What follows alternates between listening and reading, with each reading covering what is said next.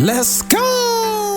Cool kids step to the front. Cool kids. Too sweet sign for the click. But you don't work there. Feel like I need a shower just looking Gotta at get you. right. What the fuck does that mean? Next on the prince.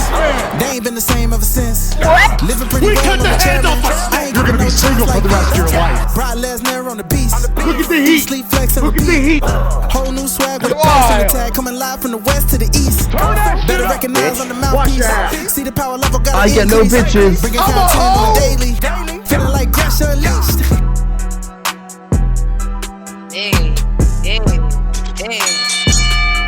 Ladies and gentlemen, Okay. boys and girls, non-binary pals, and everybody in between. Welcome back to the Gresh and Suela podcast. As always, it is your purveyor of mischief, the voice that does the most, Gresh. And joining me as always is the queen of rebels herself, Suela the Bandit. It is Plexus season as always, as this year is literally winding down. And all I can say is, ladies and gentlemen, welcome back to the Gresh and Suela podcast. What's up with you, fam? Man, this time frame is going way too fast, and it's not slowing down for nobody. I swear I just said, hey, it's November 1st.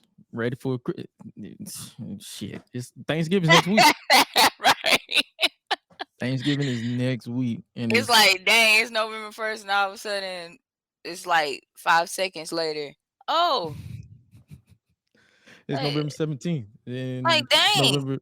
November 18th. Then next week is Thanksgiving. Then the week after that is literally the end of November. It'll be December. Then it'll be December 3rd. Happy birthday, early birthday, mom. It'll be December 25th. Merry Christmas. Then New Year's Eve. And then we're in 2022, Ridiculous. 2023. Like, man, it's like something about like when it's getting close to the fall. Like when it's getting close to the fall, for me, especially like here, everything just starts to speed up. Yeah. And Like, speaking of dang, speeding it up, can we get like? I don't really want to say I enjoy this wind blowing like this, but I mean, just a little wind ain't gonna hurt. Like you nah, just this want to cold is hurry up and disrespectful. speed. Exactly. This cold is disrespectful. Very. Like, We're not I don't even even want finna to deal with it. Like, We're like, not, man, we're I don't not even finna want to act come out. like, nah, this cold is disrespectful. Respectful as Mhm. hell. But we're going to be respectful of people's time who are joining us for the very first time. But before we start today's podcast, we originally had Ruthless Lala, who's going to join us today, but she is going through a personal matter at the moment. So she's going to reschedule to join us in the near future. We here at the Gresh and Suela podcast is wishing her well, because that is family right there. That isn't we're not talking to her as a wrestler. We're talking to her as a person, as for someone who's actually had personal conversations with her. She is a great individual, badass in their ring, but she is a great individual, and we are wishing her we get sending her all the positive vibes and positive energy and thoughts and prayers and all that stuff her way, so that we can see her out kicking ass. Have you seen this woman's lariat? She's gonna be Right. out there kicking ass just like in no time. So we wish her well, and we were looking forward to having her goofiness on here on the podcast, as well as we was looking forward to having a third co-host. He might pop in, he may not. We're still working out the kinks on that one, but we're moving on. This is episode 27 of the Gresh and Suela podcast. For those of you who don't know, if you didn't know, now you know. Shout out Biggie. And now we got to give you a quick rundown of today's podcast. That is where today we're going to be talking about AEW Full Gear 2022. We're going to give our preview and predictions, because that is this Saturday. This month is going by fast. Got a whole ass pay-per-view on Saturday. I probably won't watch it because I have to work. And Yeah. the show Yeah. My blends sister's into birthday on that day. the show blends into the time that I'm gonna be there at work. So probably by the time I get off, it'll be time for the main event anyway, because we already know how they pay-per-views be like a million hours anyway. But we'll be talking about AEW Full Gear, as well as we'll be celebrating 10 years of the Shield. That is Seth Rollins and Roman Reigns in the WWE, as well as Jon Moxley, Yeah. Dean Ambrose overall. Because for those of you, because we're not going to give Seth Rollins and Roman Reigns their flowers without giving Jon Moxley his Oh yeah. time in WWE as well. And then also we'll be talking about this week in wrestling, the typical Raw, SmackDown, NXT, AEW, as well as we're going to be talking about Twitter verifications and the possible death of Twitter, because if you've been on Twitter for the past 2 hours, Twitter has literally been in a frenzy because we'll be talking about it all the good stuff right here on the podcast. And for those of you who are listening to audio format, we appreciate you guys for your continued support for over 20 episodes of this podcast, over 120 episodes if you've been following from the original incarnation. But we appreciate you guys very, very, very, very much. All right, but before we move on to today's podcast, we got to give a few house notes as always. Shout out to our Patreon backers over at patreon.com/greshdigital. We got the Patreon exclusive content is back as always, which includes the Watch and Vibe series where we react to a classic match or whatever we decide to watch. It can be a classic cartoon, whatever we throw on, we react with you. And the next one will be me reacting to Kurt Angle versus Jeff Hardy versus Mr. Anderson at Bound for Glory 10-10-10. For those who are new, it's just $1 to join. And Watch and Vibe is available for all tiers. And if you want to join the club, you can do so today. And we appreciate you guys for doing that. And the reason why I just said it's just me as we move on is because Suela had other ventures that she had to take care of. And that happens from time to time. Sometimes you'll get me, sometimes you might get her. As the producer, I'll probably hit her up and be like, hey, you want to record this while I go handle this? And I'll record and put it on and let her react to it and all this stuff. We got you guys over at Patreon, patreon.com/greshdigital. Make sure you guys join that today. All right, let's start off. I guess we might as well just start off with Happy Shield Month, if you will. Let's talk about 10 years of the Shield in the WWE, or 10 years of Jon Moxley, Dean Ambrose as well. We're going to be mentioning him as well in this bunch. You, as a favorite or as a big fan of one of the members of the Shield, the Tribal Chief, the head of the table, the Mr. Roman Reigns, I guess I'm gonna give mine as well. But what is your this is what we're gonna be doing. You guys can join in as well. What is your top 3 favorite moments in the careers of the Shield? And I got it broke down in this category. I need one moment from their Shield days. It could just be one. You can give me many, but preferably one. And then 2 moments from their WWE, AEW days, respectively. So like the reason why I did this is because Moxley obviously was in WWE as well as AEW as well. So I want to be like, okay, let's give 2, one for Dean Ambrose and then one for Jon Moxley to kind of balance it out. But yeah, we're gonna do that. I'm gonna start with you. So let's start with your first your one moment, your one favorite Shield moment that you can think of.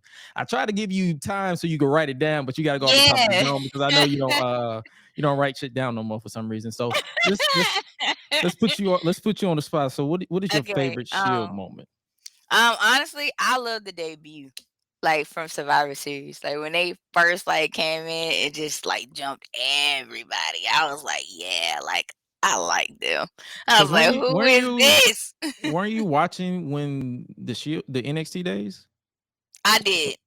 Because I didn't to see them from like developmental, like too. I watched that a little bit.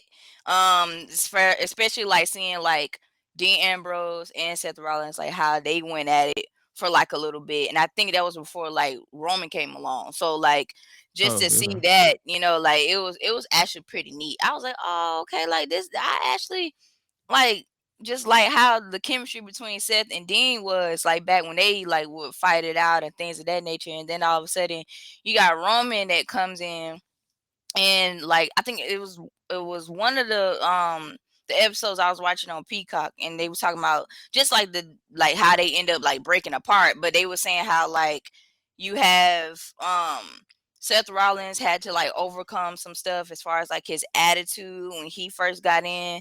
And then you have Dean where he's trying to overcome like his frustration of, okay, like how quick I need to know, I need to get up here. I need to get on this roster like quickly. Like he was so anxious to like get there like and fast with no patience.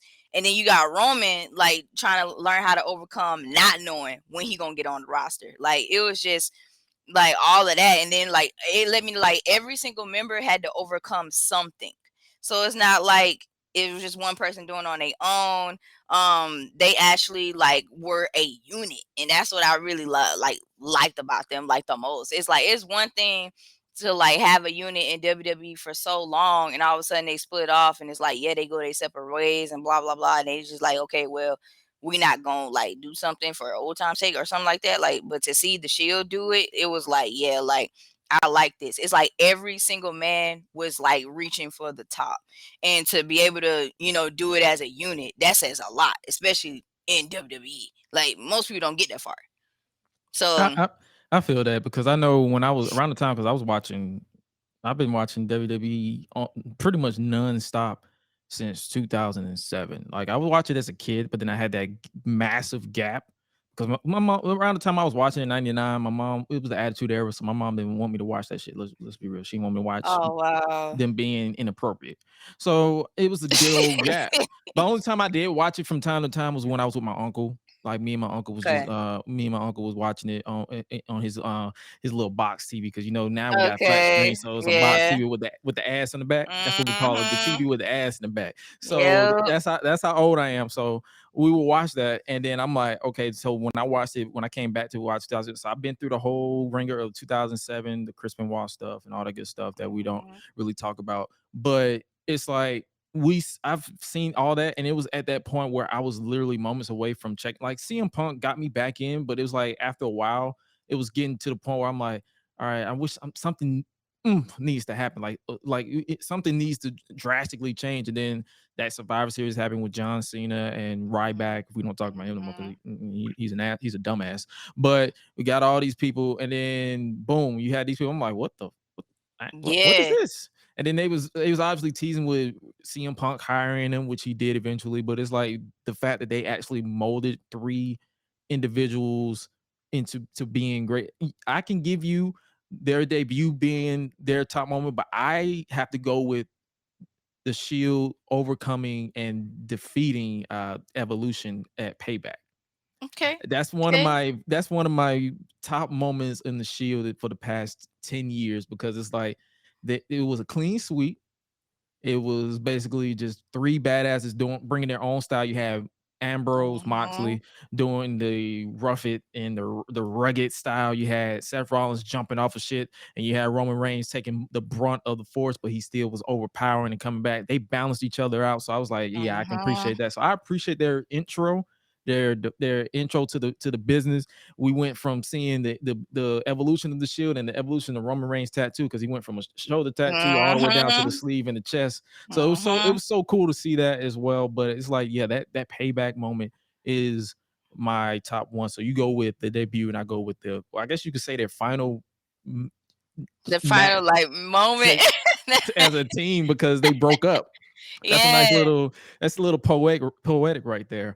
But okay, so now we got 2 moments from their WWE and AEW days respectively. So I guess we could start with Mox because it's AEW and WWE.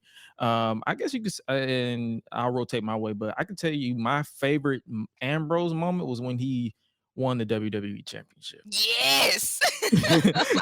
And it's like the feud, the championship build itself, like the reign that he had wasn't perfect because they were Right. still going through that little transition between the reintroduction of the brand split, and he eventually Mhm. lost it to AJ Styles. But Mhm. the moment that I guess you could say is the Shield, like where every member of the Shield held the title at the same time within the same day, Yeah. I was like, I can appreciate that, but it was mainly Ambrose because it was like they was portraying him as this lunatic, like this Mhm. second he couldn't reach the top, and then when he finally reached the top, I was like, that's it. And then the pop that he got, and it was like he won it. And I'm like, okay, he's gonna cash in. And I don't know when he's gonna cash in. And then when he cashed it in the same night, I'm like, yes, we finally Yeah. got we finally got the moment. We finally got it. And then it eventually led to the triple threat match that should have happened at WrestleMania, but it was convoluted because of the whole brand split.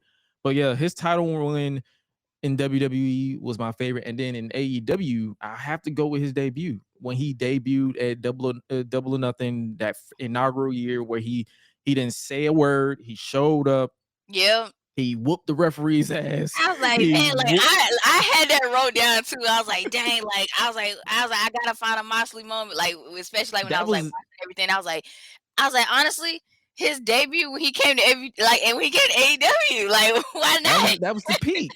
Like, yes, he's had great moments and great promos and great battles up until this day, but it's like that moment right there, the shock, the awe, the respect. You like that's Mhm. that's it. That's what I'm talking about.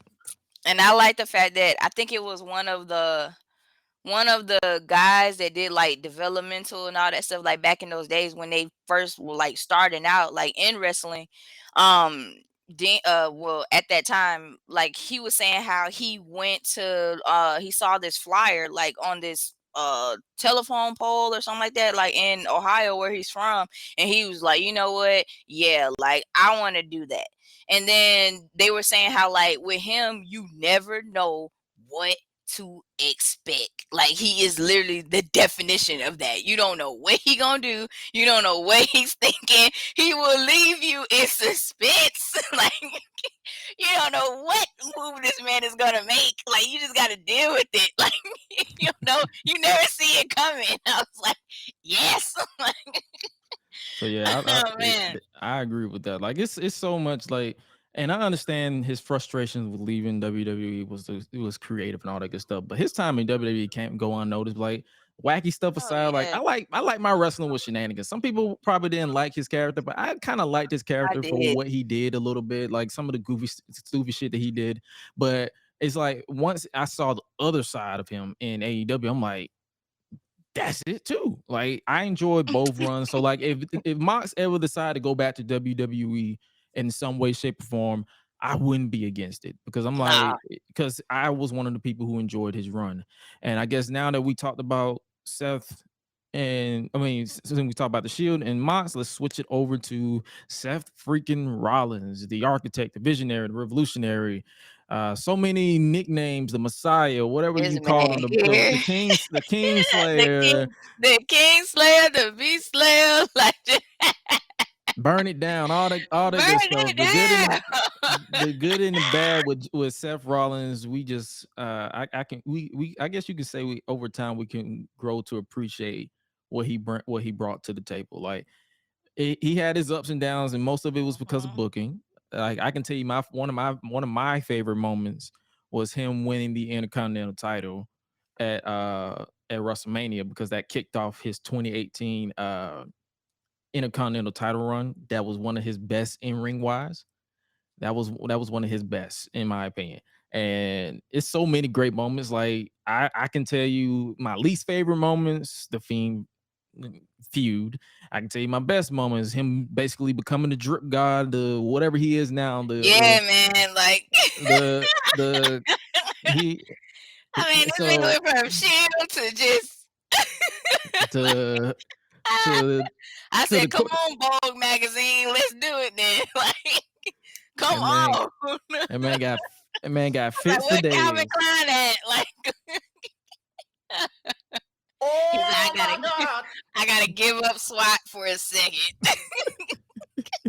I got a kid now.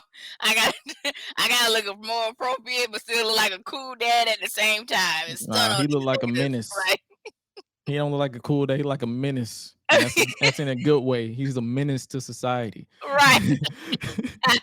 Seth freaking Rollins is a He's menace like, to I'm finna society. look good doing But it. what is your top moment of Seth Rollins for this past 10 years? Like what you can think of right off the rip? Because he's done so much. Yeah, he has done a lot. I do like his moments, of course, like with Bobby Lashley. I like Okay. those. Of course, like when they actually like made him like the Beast Slayer when he went against Brock, so that was cool. And that's not easy. A lot of people can't say that, like, because it's Brock. Look cool against Brock Lesnar. Like, yeah, let's be real. Yeah, a lot of people can't look cool against That's Brock. not easy. I can name 5 people in my hand that can look cool against Brock. That's Kurt Angle, that's Bryan Danielson, Daniel Bryan, Seth Rollins, Roman Reigns now, Right. and not before, but Because now. before, oh my God, you talking about somebody was angry? Oh my God, before I said, man, don't let that man do you like that. Get up. Fight back, nigga. Fight back. I was so mad. I was like, you know what? You about to make me turn my TV off. I can't believe this. Boy, if you don't get up, like, don't let him punk you. Like, you know how you see them fights where it just won't stop and nobody won't do nothing about it. Nobody's intervening. Nobody's going to step in. This man is getting killed in the ring. I'm not going to do nothing. Like, this is not helping. Like, people be want to cry. Like, kids is heartbroken. They like, we can't do nothing about it. Like, we don't know what to do. Jump in the ring, do something. Get this man off this man.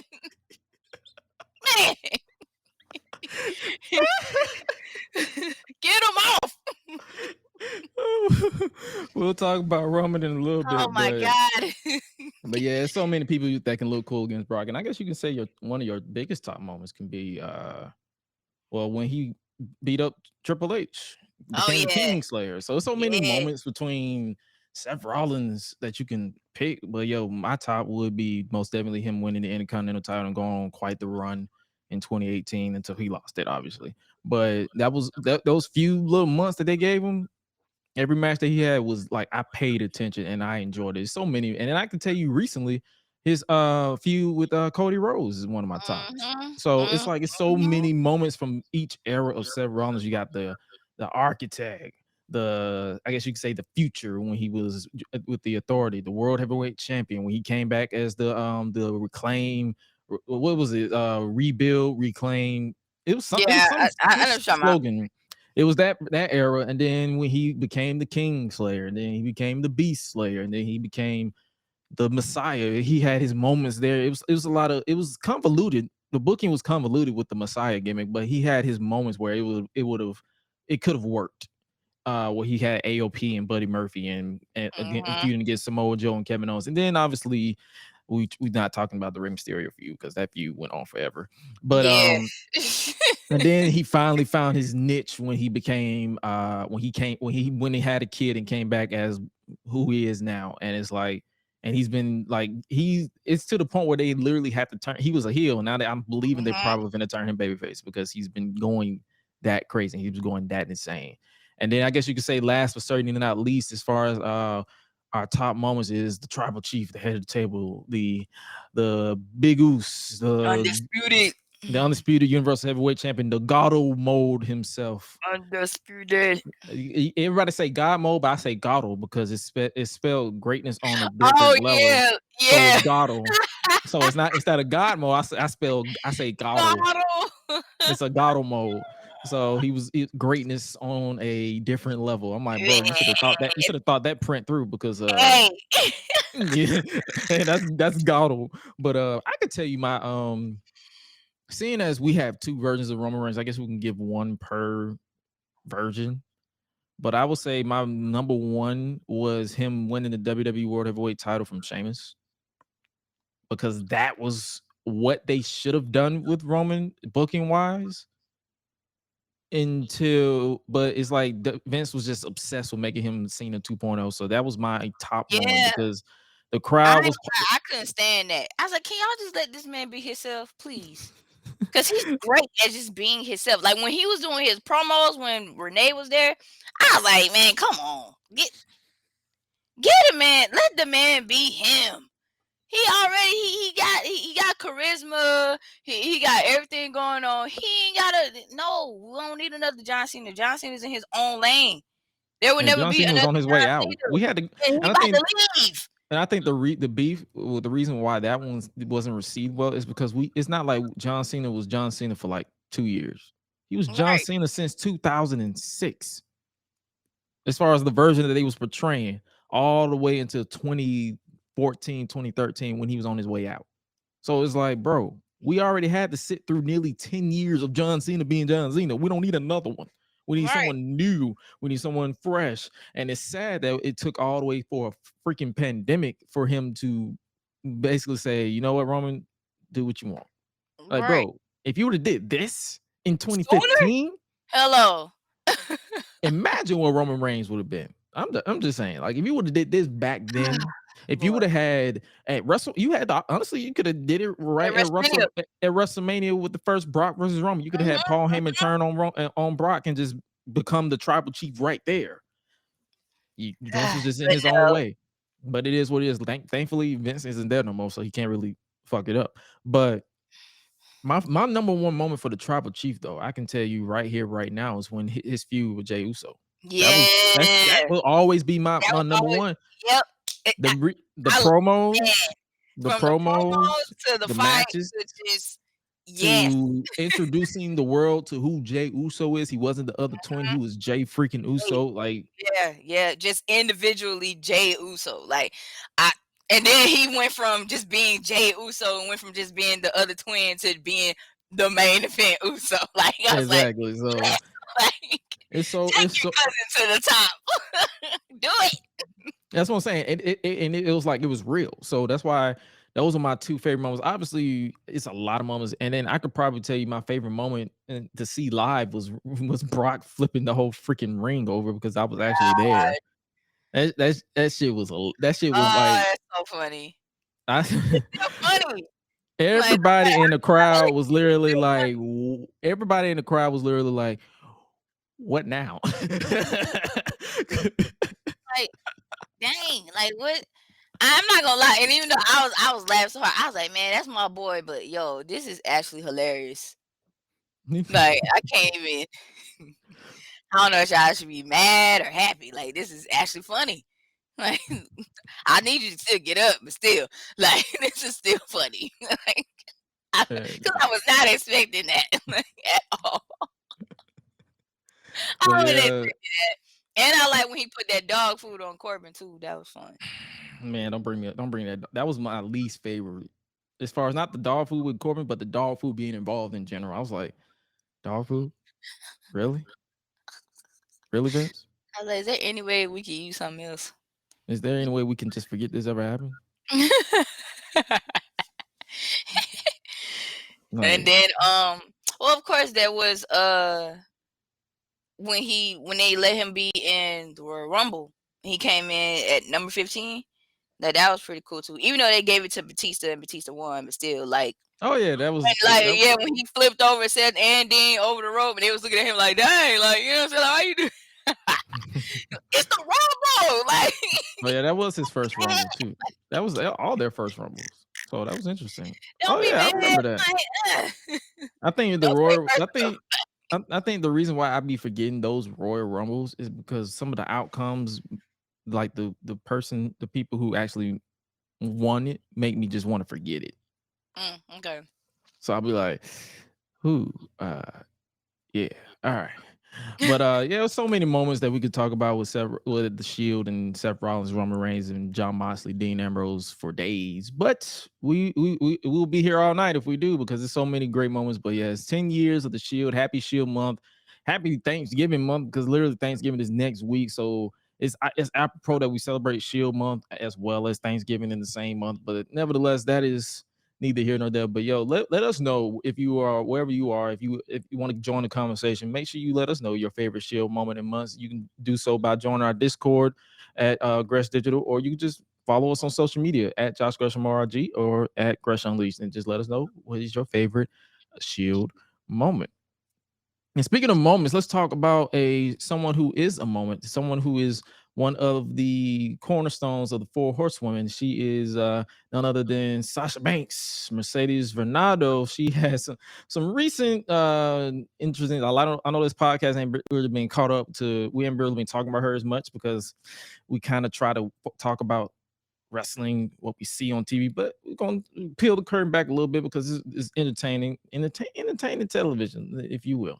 But Sasha Banks, Mercedes Vernado had some recent trademarks that she closed in on. I guess we can pull that up right about now. Let me see where it is.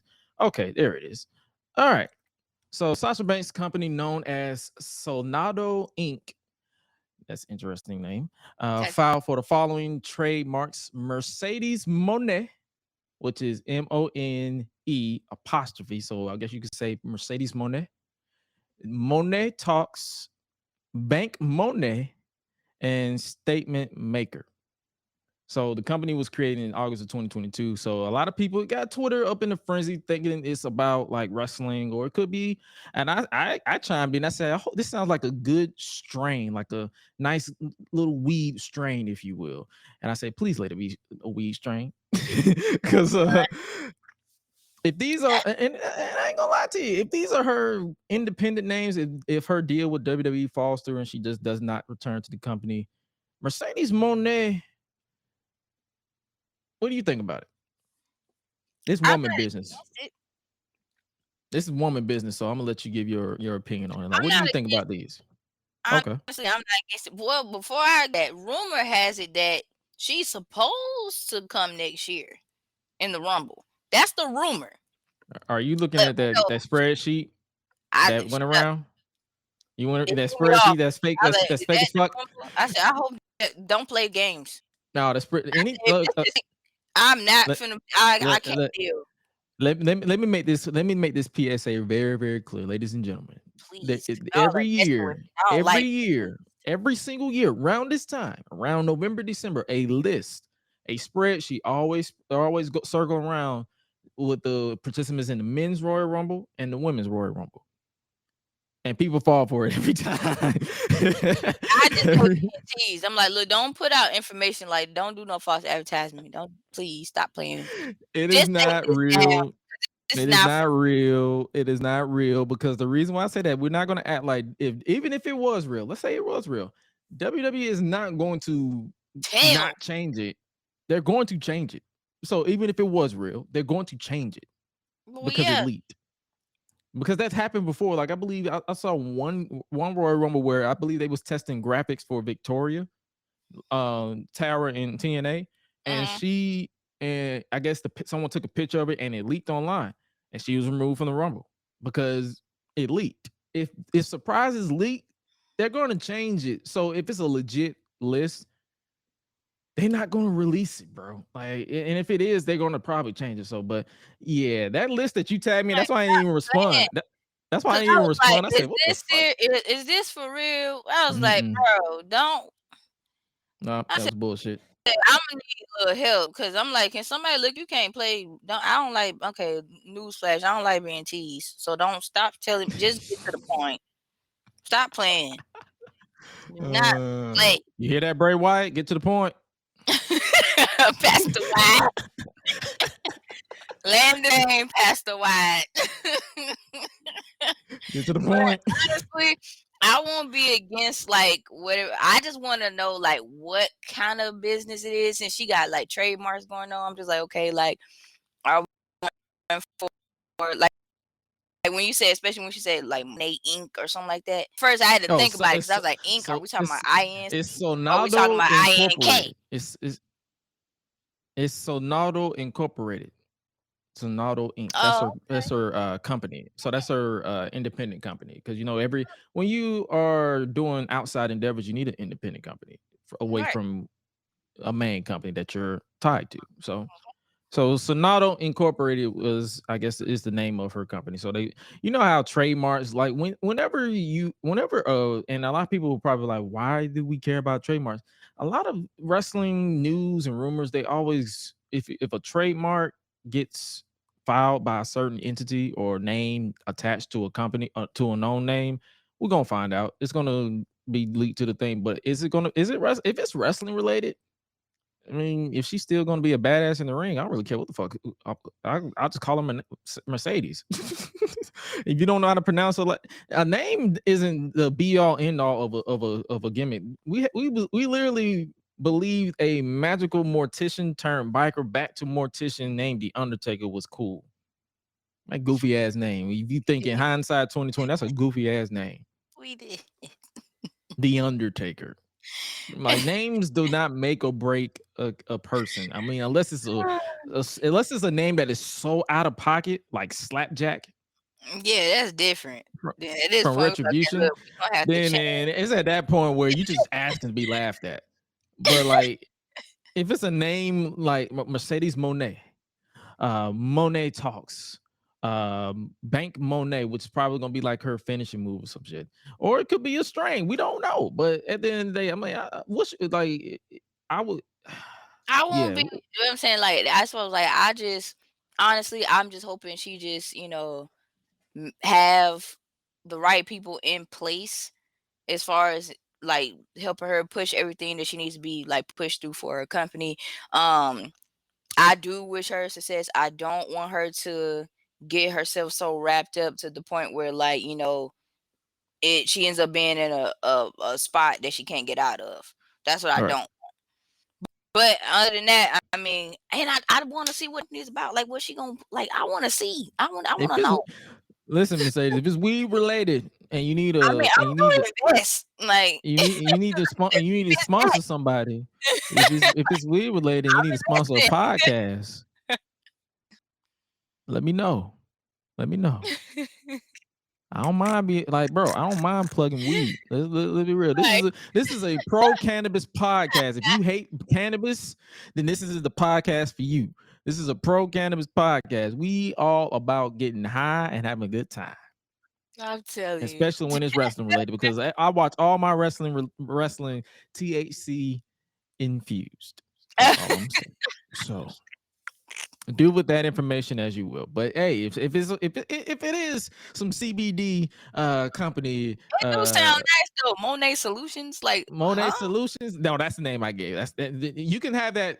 You can have that, Mercedes. I literally just said Mone Solutions for the headline. It ain't one of the trademarks that you trademark. But if you want to have it, you can have it. Mone Solutions. Yeah, the Mone Solutions is a good CBD fragrance that I can and I say fragrance because some people don't know what CBD is, and we're gonna leave it at that. But yeah, if it's weed related, I got you. I got you. Oh man, I will be your guinea pig when it comes to weed, because weed can't fuck me up. I fuck that weed up. That's all I'm gonna say. I fuck that weed up. I'll be the guinea pig. I'll be the guinea pig for the weed. Come on now, give me some free samples. Like I can test. I will test to let you know if this some goofy shit. Like if this doesn't do nothing. If it doesn't do nothing to me, listen. I smoke everything, and I smoke a lot of stuff. If it doesn't do anything to me, then it ain't work. It ain't real. It's just smoke that has nothing. That does nothing to me. That's what I'm saying. It does nothing to me. So whatever. But yeah, wishing her success in whatever her future endeavors do. But hopefully she comes back to wrestling, because if it's WWE, whatever she decides, she's one of the best in the game. It is a SmackDown misses you if you go back to WWE, because buddy, we're gonna talk about SmackDown, but my God, SmackDown has been ass. Trying to tell you. In the women's division with anything with Ronda Rousey in it is kind of ass. Yeah. But speaking of ass and dick eating though, let's talk about verification. Twitter people dick eating for Twitter. Yeah, Twitter. Oh, Twitter might die. Man, I haven't even been on Twitter. Like that's the funny part about it. I'd be like, man, not gonna waste my breath. Not today. What's been your thoughts on this Twitter blue, and where you had to pay $8 for Twitter? Doing too much. Nigga spent $44 billion. Nigga spent $44 billion for what? Like, for an app. For what? For what? Everybody gonna do the same thing. And now it's reports that he might end up giving it to somebody else as far as being CEO, because I'm guessing he was a billionaire that was bored and just bought money. This is what I'm trying to understand. Message to all these billionaires: if you got all this money and you're bored, you can literally go buy 1 million houses and give them to people. You can, or sell them to people, whatever you do with your money. You can go invest in properties, and you can go invest in ending world hunger. You can do so much shit instead of spending it on apps that you don't know jack shit about. You don't know you don't know the software, you don't know the encoding. You're firing people left and right. You don't know the algorithms and other stuff. You just literally buying it just to buy it because they're silencing people, like free speech. Look, I've said this a million times on this podcast, and I'll say it again. Freedom of speech saves you from the court of law. Well, freedom of speech does not save you from an ass whooping. That's all I'm saying. You can do with that as you will. But yeah, according to Twitter closes all of its office buildings as employees resign in mass. For those of you who want a good laugh, let's laugh together. Hundreds of Twitter employees have resigned in mass following Elon Musk's ultimatum that they commit to what he has dubbed as hardcore Twitter 2.0. This is according to IGN.com. Kat Bailey. She wrote an article on this situation. The employees had until 12 p.m. PT on Thursday to select yes on a Google form to the question of whether they wanted to stay at Twitter, according to reports by The Verge and New York Times, among others. Instead, employees began posting farewell messages to what has been described as an avalanche of salute emojis. So basically, they said, "Fuck you, Elon. We out." Yeah. Employees the employees were previously told they could sign on for Twitter's exciting, quote unquote, exciting journey or take severances and transition away from the company. As the resignations poured in, tech journalist Zoe is it Scheifner or Scheifer? Excuse me if I got your name wrong. Reported that Twitter has closed all of its office buildings and suspended badge access. Scheifer reports that Musk and his leadership team are terrified that employees will attempt to sabotage the company and that they are still trying to work out which employees they need to cut access for. According to Scheifer, the offices will reopen on November 21st. Twitter has been racked by departures and layoffs ever since Musk purchased the company less than a month ago. It has coincided with a disastrous rollout for the new Twitter Blue verification subscription strategy, which has been updated and amended multiple times. Meanwhile, Twitter seems dangerously close to running afoul of the Federal Trade Commission, the FTC. Earlier today, okay, we're not going to get into the political of anything. I don't really care about that. With more than half of Twitter's 7,500 member workforce have resigned or have been fired, it's unclear whether the platform will be able to recover. I'm not pressing the button. An employee was reported by The Verge to have posted in Slack, "My watch ends with Twitter 1.0. I do not wish to be a part of Twitter 2.0. So basically, Twitter is about to go bye-bye. It's about to die. And I'm gonna be honest with you. It's been a nice ride for Twitter. It's been a nice ride. I peaked with this tweet. Right here, which was Randy Orton might be straight, but that RKO is bisexual. I peaked. Everybody started following me in droves because I just said something out of pocket. I met a whole bunch of nice people up in there. The Public Enemies podcast. I met Lovely Laveau, Ruthless Lala. All these people I met through Twitter, just because either some people got confused, thought I was Jonathan Gresham. Some people probably I said some shit that they enjoyed and they just start following me, and I've let people know that I'm a laid back individual. But if you haven't already, you can follow me literally on Instagram, Facebook, Twitter. I mean, fuck Twitter. It's about to die. But I'm everywhere. Literally just search Josh Gresham RG, Gresh at Joshua Gresham RG. And if Twitter doesn't die, just forget I ever said it. But yeah. Yeah, if they don't get this shit together, Twitter about to blow up like Vine. I never thought I would live in an age where Twitter had the same fate as Vine, where it's about to die. I've been on Twitter since 2011. Dang. I've been on Twitter for over a decade. I had it for a long time. Yeah. Like I know I've had it for a long time.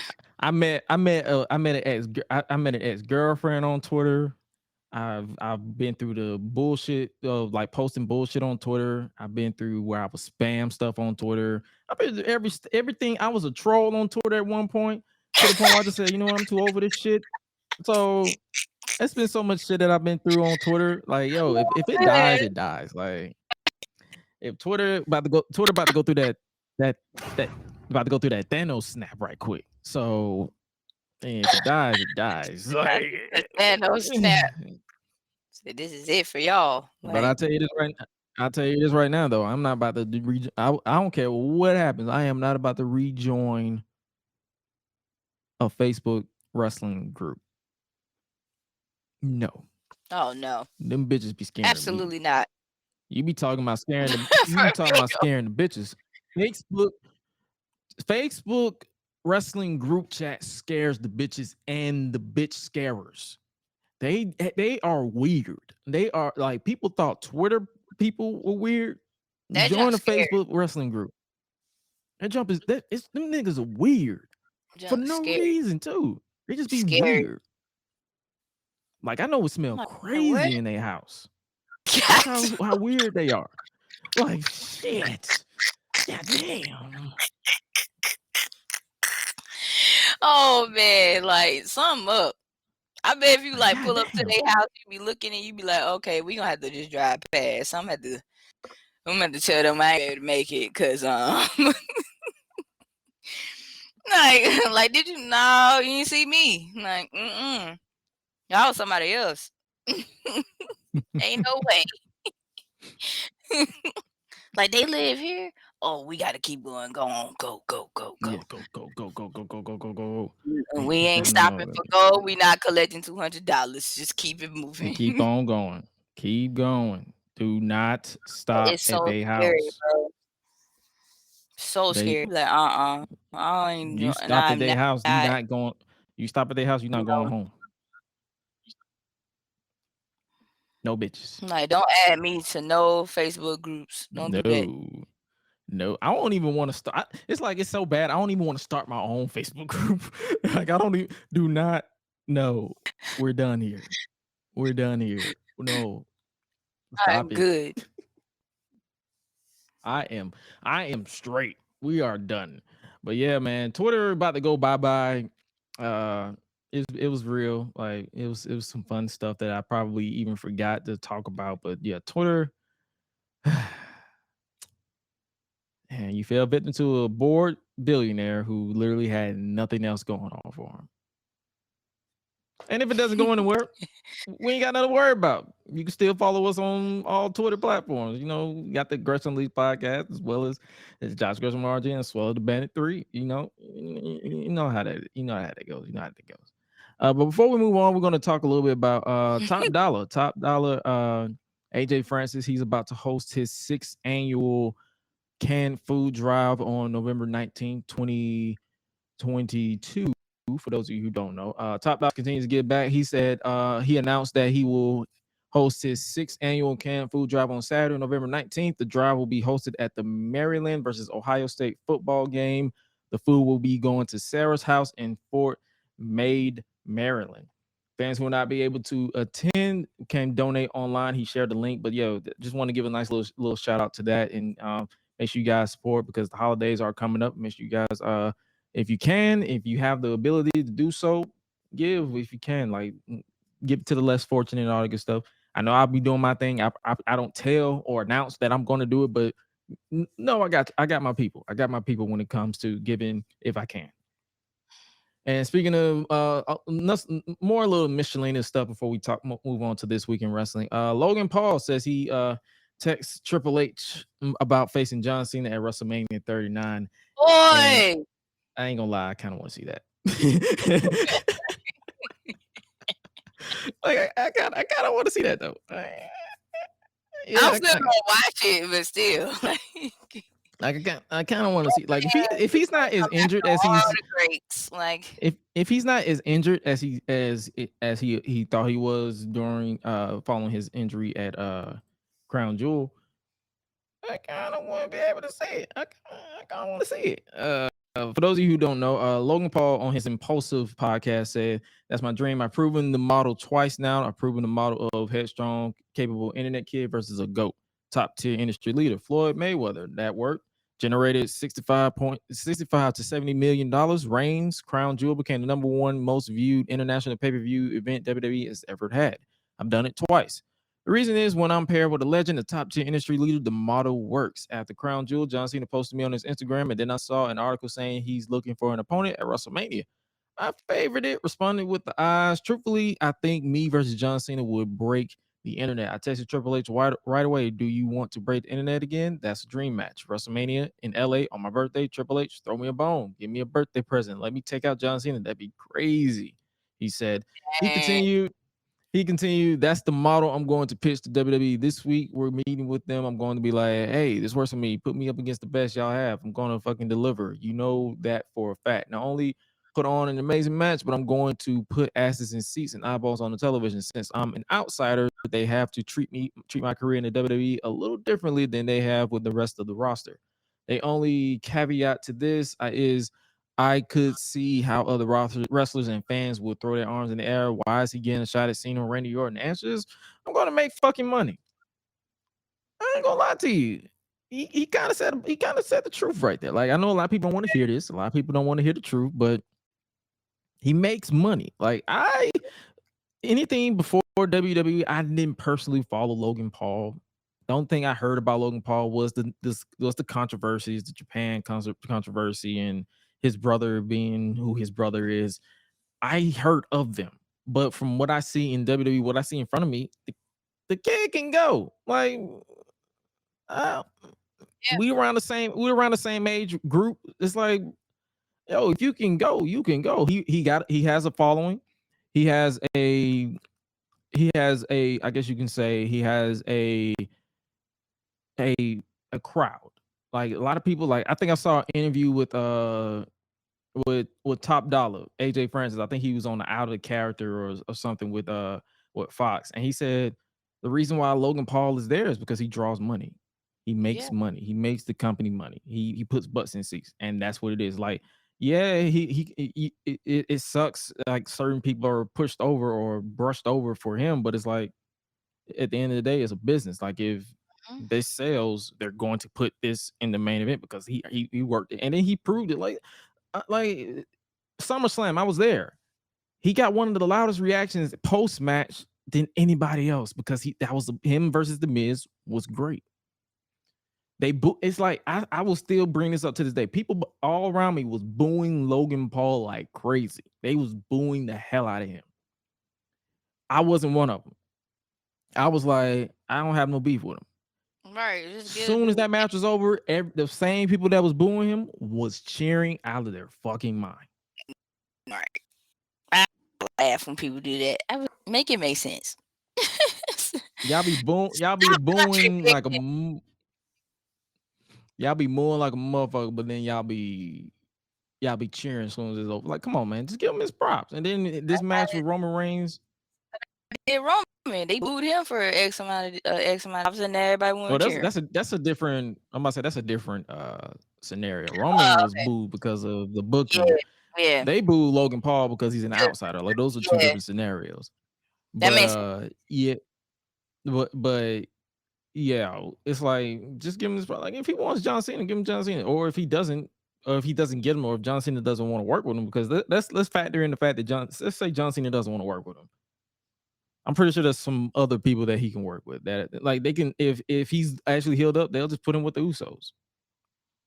Him and him and Jake Paul versus the Usos for the tag team titles. Okay. Right. All right, cool. Okay. That's what I'm saying. Like, I don't lose my mind over these celebrity matches like most people do because it's like I'm here for the shenanigans. I'm here for the nonsense in my wrestling. So if I see a celebrity, like I'm gonna be real with you. A lot of people said Big Show versus Floyd Mayweather at WrestleMania that one year sucked. I was enjoying it for what it was. And that was Cool. pre social media. So I was enjoying that match when it happened. So I'm like, boom, because I watched it as it happened. So I was like, oh, this is cool. This is great. This is da da da. But then it's like when you hear a lot of people, a lot of the, I guess you can say the wrestling enthusiasts or the wrestling purists, they hated it. And I'm like, bro, celebrity matches bring you money. And if the money doesn't come to your favorite company doesn't last that long. Think big, you mark. Use your brain. Use your fucking brain. Use your common sense. The business, like, come on. They making money. Don't you be able to watch them? They don't think like that. They don't. Exactly. Speaking of people who don't think with their brain, did you catch that thing with the NWA? No. What y'all doing over there, cuz? What y'all doing over there? Tyrus is the NWA World's Heavyweight Champion. You remember Tyrus, don't you? Or Yes, do you I not? do. He was Brodus Clay in WWE. Mm-hmm. And when I tell you, it's about to go left. oh, they went left. About to go left. They went left. I'm like, fucking Tyrus? That's what we're doing? Tyrus? Oh man. For those of you who don't know, at NWA Hard Times 3, Tyrus became the new NWA World's Heavyweight Champion when he defeated Trevor Murdoch and Matt Cardona in a triple threat match. And when I tell you, Twitter was literally like, the fuck is this? Dang. And then it's like they swear this was heel heat, but this was like, no, this fucking sucks. What are you doing? What are you talking about, cuz? This is ass. Like we sure? Done. We sure about this? I don't know, man. But man, because this is the same company that said they're trying to be like ECW in the late 1990s. I'm like, blood, you making these decisions, you trying to be WWE ECW was doing better shit than whatever you're doing now, and that shit was trash. I'll take Ezekiel Jackson. Now when I think about it, I'm like, over Tyrus as world champion. I'll take Ezekiel Jackson. I'll take Ezekiel Jackson as world champion over Tyrus, bro. And I like Ezekiel Jackson. Oh my goodness. Oh, come on, bud. Dang, this they made some decisions. I watched the match back. I actually sat down and watched the match. I'm like, yo, this shit is dog shit. What the fuck? It must have been very, very horrible to watch. Yeah, don't waste your time. Don't waste your time. Don't waste your time. Don't waste your time. Do not waste your time watching that shit.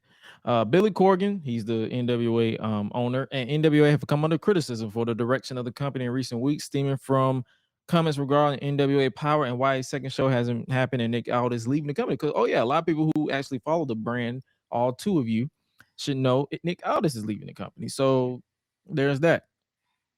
The decision to put the title on Tyrus has been met with his own criticism from fans, to which Tyrus took to social media. He actually responded to the fan criticism. He said, I know the woke, I'm saying this in his voice. Matter of fact, I'm going to say this like I actually say this. I'm going to say this properly. I know the woke haters troll for cheers.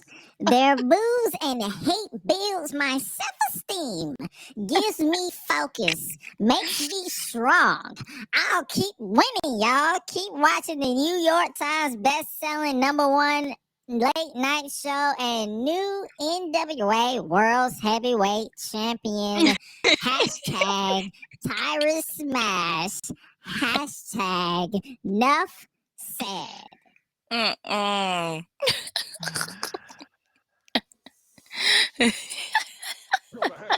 Go to hell.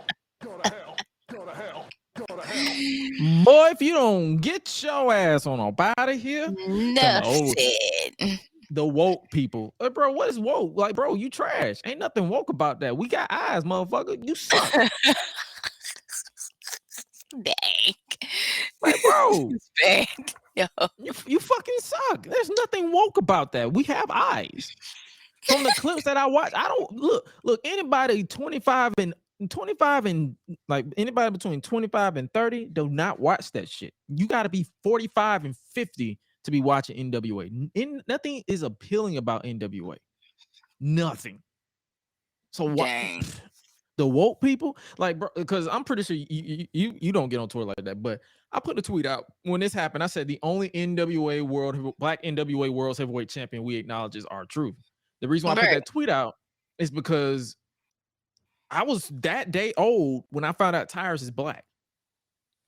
I didn't know that motherfucker was black. I thought he was white. I thought motherfucker was white. I did too. I ain't gonna lie. I'm like, bro, you look white. And they said he had black. I'm like, what? You black? You all right. We'll all right.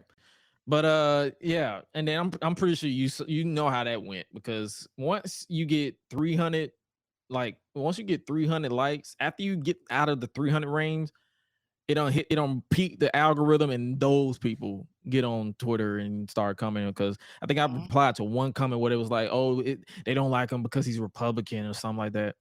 And I said false, because we here at the Gresh and Suela podcast don't care about your political beliefs or who you vote for. If you decide to vote, you vote. But don't ever assume that we don't like you because of your political belief. We don't like you because you fucking suck. I don't care who you vote for. I don't care I don't care if you're Republican, Democrat, Independent. I don't care who you are.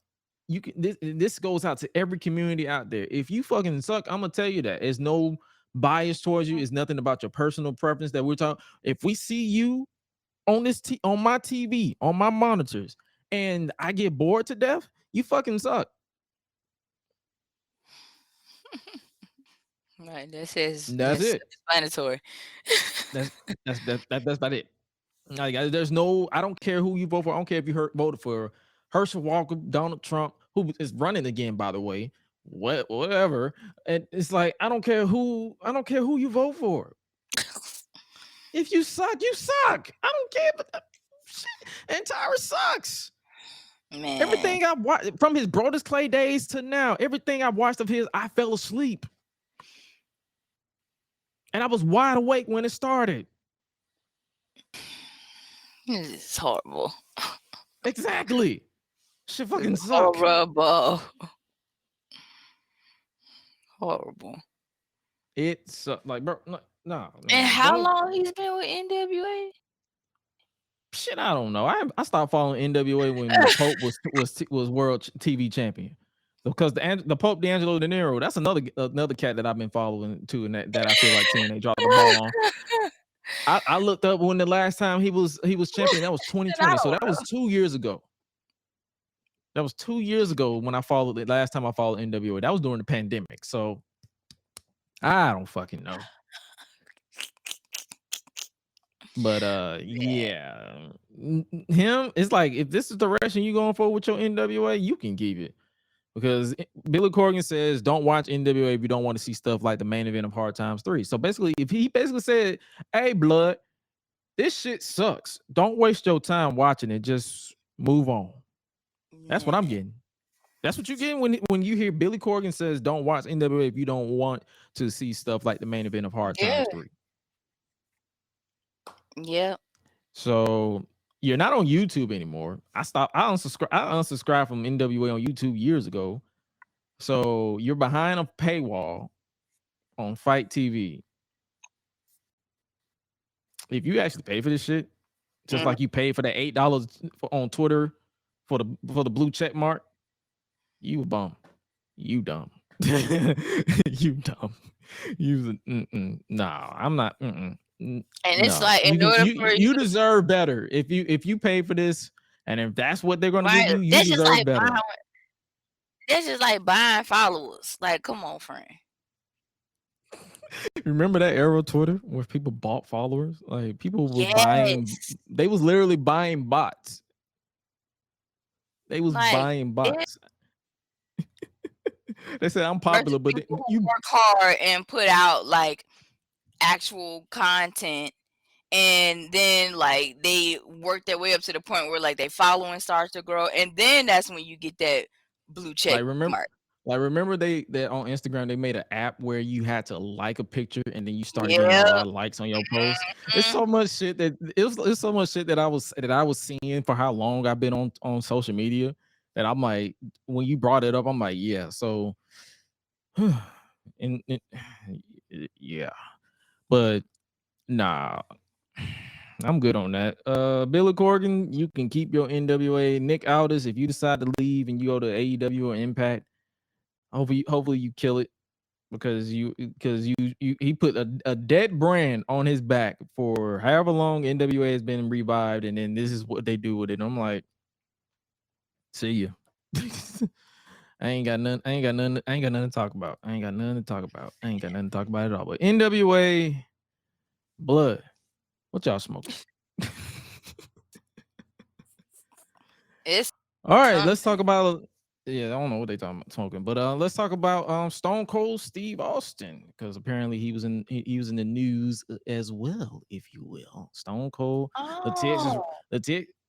the Texas rattlesnake was in the news and rumors, because according to Fightful Select, Stone Cold Steve Austin was offered another match since the WWE regime change, and more than likely that will probably take place at WrestleMania 39. Okay, so here's another little fun thing between you and I. If true, Mhm. who should Stone Cold Steve Austin face if he returns at WrestleMania 29 next year? Who do you think? Like, I already know you're probably gonna say you don't have to say the top people. Like, this is a one-off match. Think similar to Kevin Owens, who like from last year. It was basically a one-off match, something to get Stone Cold, like for nostalgia purposes. Like, I've seen Stone Cold Steve Austin versus John Cena. I've seen someone idiotically suggest Stone Cold Steve Austin versus The Rock. Like, they didn't have 3 brilliant matches at WrestleMania already. Mhm. Fuck no. I've seen so many suggestions, and I'm kind of leaning towards the John Cena versus Stone Cold Steve Austin match because it's kind of like he was the face of his generation. John Cena was the face of his generation. You can kind of do like a one-off icon versus icon match again. Yeah, that won't be bad. Honestly, that won't be a bad way to Because go. I can't really think of anybody. I mean, someone suggested that it'd be Austin Theory versus Stone Cold to kind of continue from their feud from last year. And he gonna pass out. But That's not a good look. I can't. Yeah, no, I'm good. I know how that's gonna turn out. Ain't But watching it. I already know that. He's trying to get his Atlanta card back. He's trying to get his Atlanta card back. So. Bye. You lost that privilege for me. Bye. No. He's trying to get that Atlanta card back. Like, I guess. No, not with me. Not getting that back. He's trying to get it back. No. To me, it's been one and done. No, like you ain't getting that back. But honestly, I wouldn't be against like icon versus icon. I won't be against that either. Like Stone Cold versus John Cena. That if they can do Stone Cold versus. And wait a minute, hold on. Before I throw this out, is Edge still on Raw? He's part-time, so I'm pretty sure. But not really. So yeah, I won't be against that match either for Stone Cold versus Edge. But who knows? I've never thought about that match. Like I won't be. It would have worked if it would have worked if Edge was still in Judgment Day. I don't know what he's doing. I don't know if he by himself. I don't know. Nobody knows. I don't even know. I don't fucking know. She's like, I don't fucking know at this point. I do not. She's like, I do not. I don't know this shit. I do not know. He's like one of them people that disappear and come back right now in my book. That's what I'm saying. He's part-time, so he's basically Roman. He disappearing, coming back, disappearing, coming back. Like I'm saying, it's basically Roman, like at this point.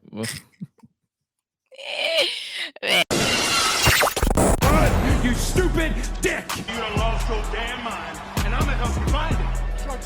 All right, ladies and gentlemen, this is the part where we switch it up to the unpopular wrestling opinions here on the Gresh and Suela podcast.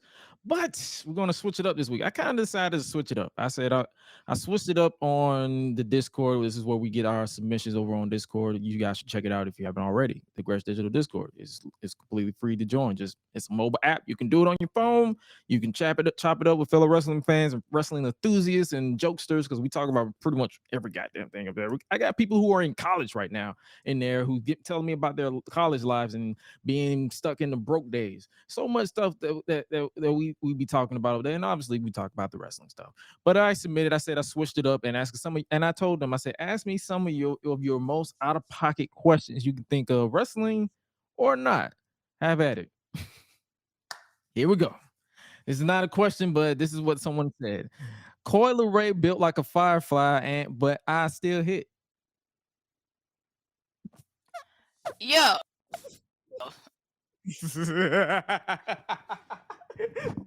Yo. First of all, firefly. You ain't finna. That's a lot. A firefly and a fire ant. Because there are two different bugs. Like, dang. No. Oh my gosh. Listen, you're not finna disrespect my Eminem shaker right now. Like that's my little Eminem shaker. Like she was trending on her videos was trending. Her twerk videos was trending with no ass. I respect it. She won me over. I respect it. You can twerk with no ass and you trending 3 little times. people matter. Little people matter. Little booties matter. Like little booties matter. Come on now. Little asses matter and little boobies matter. Come on, man. We pro little boobies up here. I like to get hit in the, I like to get hit. I like to get hit in the face with a titty once or twice. But little booties and little boobies matter. Like Man. Let's just put it out there. Oh Let's my just put goodness. it out there. Like look, let's start a trend. Let's start a chant. Little booties matter. Little boobies matter. Oh my God. They do. They do. But that's messed like up. That just threw me completely off. I said, dang, he said firefly. Whoever said, they said firefly and fire ant. Is it one or the other? How you gonna take that? Both. Like, nah, it's both of them. It's both. Like, both. Like, oh.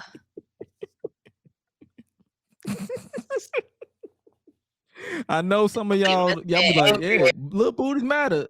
Hey, ladies and gentlemen, listen to me. Little booties matter. Little boobies matter. I know it probably feel like you rubbing up against an iron board when you have sex with them, but Not an iron board. Oh wow. They still matter. Oh, they still matter. Man. She's offended because she's tiny too. That's funny. She's a little offended because she's tiny. She's a little offended because she's tiny herself. So that's so funny. It's the fact you said the iron board. That's hilarious. She's like, when she that's says so that's funny. hilarious, when she says that's hilarious, she's basically telling me to fuck you. So I'm probably gonna hear about it later. It's all right. But she's smiling at me, so it's like I'm not against it. Did you see that post where someone confused her with Sasha Banks because she had blue hair? Yeah, I did. Told them, oh, here's Sasha Banks. I think it was like for Halloween or something like that. And she was at Megan Thee Stallion's. Sasha Banks. But yeah, somebody was like, here goes Sasha Banks. I said, no, fool, that's cool. Call it right. Like, bro, I know that little Eminem shaker anywhere. Right. Come on now. I know my little Eminem shaker anywhere.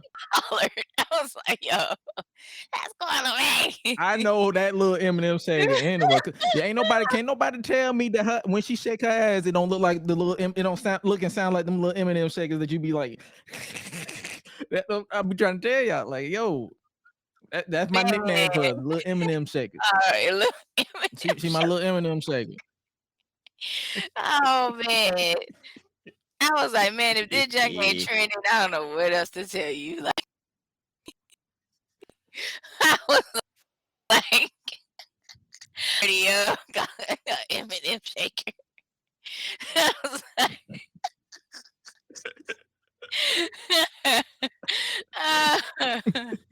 man. All right, the next one. Who do you think has the worst taste in music? People who hate Rico Nasty, or people that like Jack Harlow's music? Wow. I have no idea who Rico Nasty is. She's it's a girl. In my opinion. It's a girl? Yeah. In my opinion, I like her. She's dope. But this ain't before me to this isn't my question because I don't know who that is. I'm gonna let you answer that one. It's honestly for me, it's hard because they got like their own lane. So right. Like some people who like Jack Harlow, they like Jack Harlow. Some people who like Rico Nasty, like Rico Nasty. It doesn't necessarily mean they don't like music. They just, they have their own, they have their own different tastes. They don't mean they don't like it. I don't it's hard. Like, cause there's 2 songs I like from Jack Harlow. But other than that, what's popping? It's not. I don't know. I don't know how to say that. I don't know 2 songs I like. The two songs I like from Jack Harlow is "What's Poppin'" and his feature on "Killer" with Eminem. That's about it. That's all I got. Yeah, I like Killer with Eminem. But there's another one I heard too, like the other day. I really like that song. But anyway, yeah, like I don't know what else to tell you. Like my thing, you have to really just find out for yourself. If you don't like it, you don't like it. Nobody's forcing you to like it. But Right. you know, like don't sit here and try to rain on everybody's parade. Say, oh well, you ain't got no good taste in music because you like this. No, it's plenty of people that you know like stuff. You have some people still like Ozzy Osbourne. They don't mean they don't got different stuff that they like. Like some people like to hear music where they screaming all doggone day. Like just they might be going through something. Like let them get that out. But I'm Yeah, I not can't. like they in their own lane. That's all Yeah, I can say. I can't stand screaming. I can't. Yeah, keep the screaming away from me because I will fight you. Unless we on a long trip and we got to stay awake. Nah, I'll stay awake I'll stay awake based on my subs. I'll let my subs blast. Like Yeah, that's what I'm saying. Like, you like have to let the- vibrate my body and don't scream at me. That's all I'm gonna say. Don't scream at me. Just let my whole body vibrate. Like, let me wake up by being vibration. like, let me just don't scream at me. Just don't scream at me. Just I'll be good. I'll be good. That's the vibration that I need. I don't need nothing else. No. Do not. Oh man. Next up, we have what's something that would get your black card revoked? Oh, There's a lot of shit that'll get your it's a black lot card of revoked. right. Like, oh,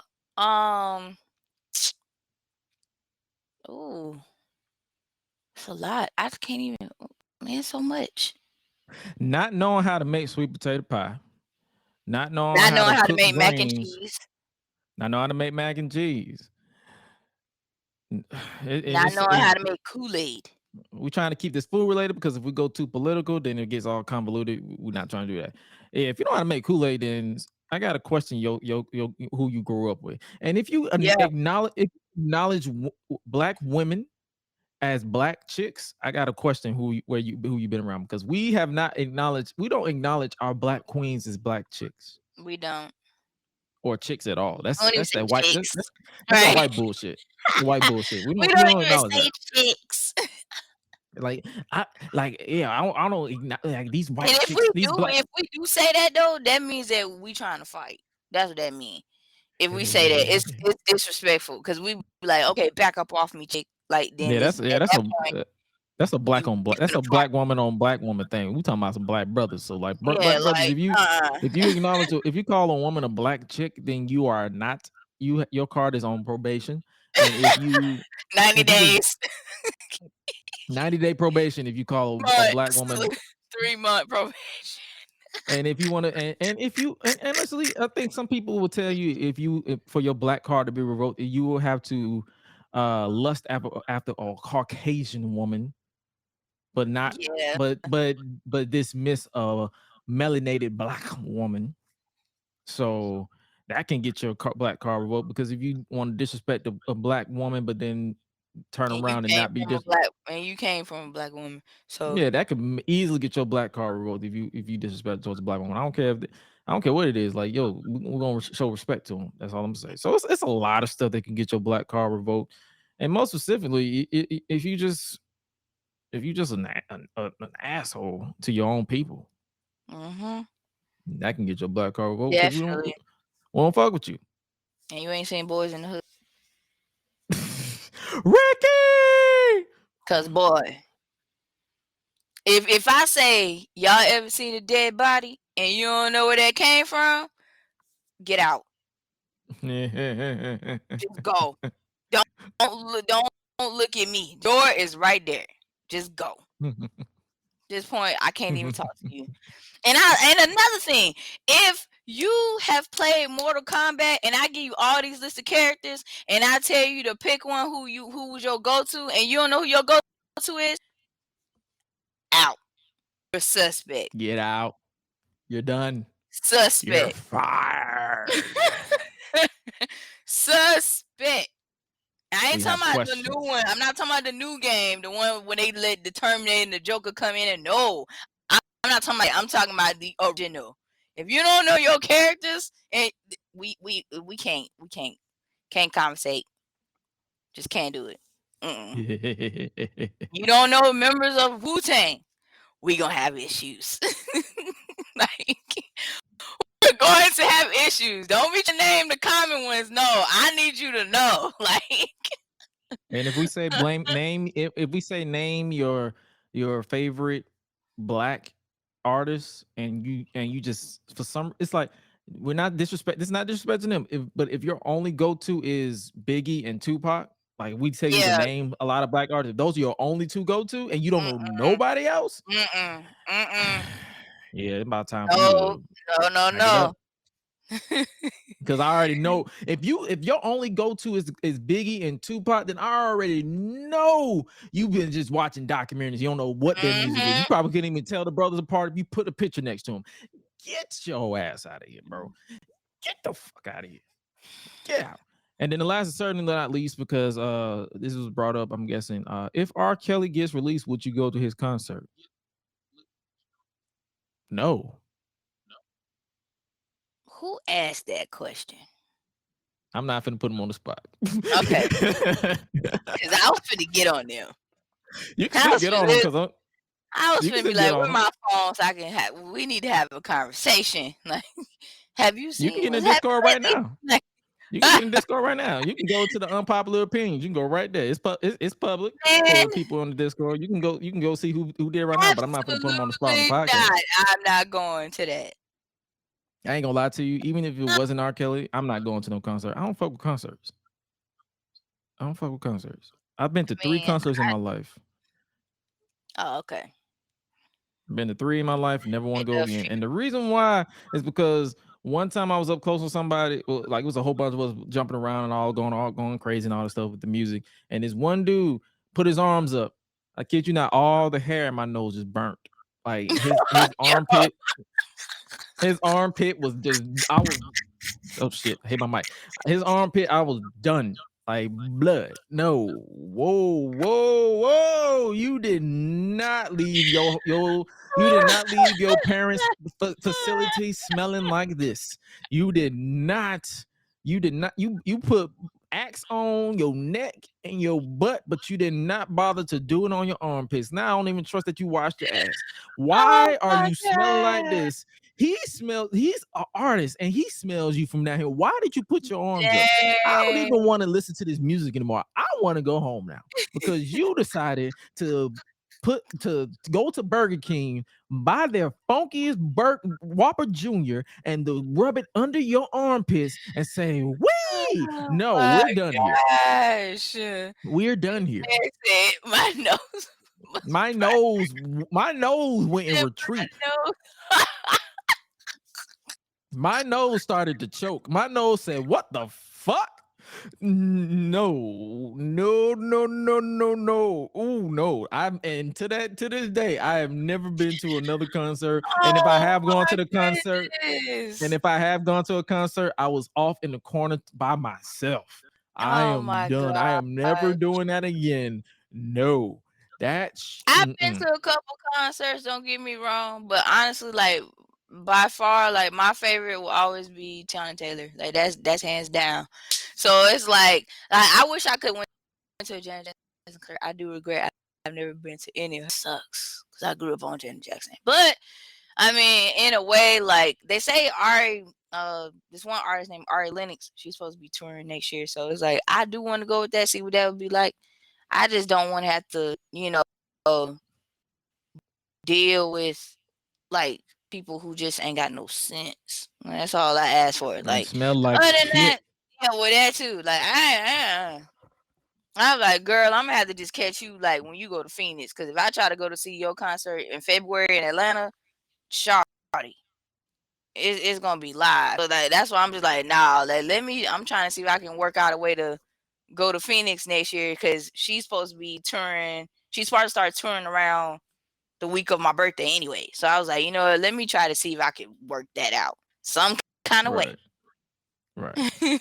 Moral of the story is wash your ass, wash your armpits, and don't bypass your armpits. For the It's love of crazy. God, do not bypass your armpits. How y'all don't clean your arms? Okay. Stank, Y'all don't clean stinking your ass motherfuckers. armpits? Stinking ass motherfucker. That's another thing to get your black card revoked. Smelling like Clean shit. your body. Smelling like shit. Shea butter, some cocoa butter. All right, let's talk about this week in wrestling.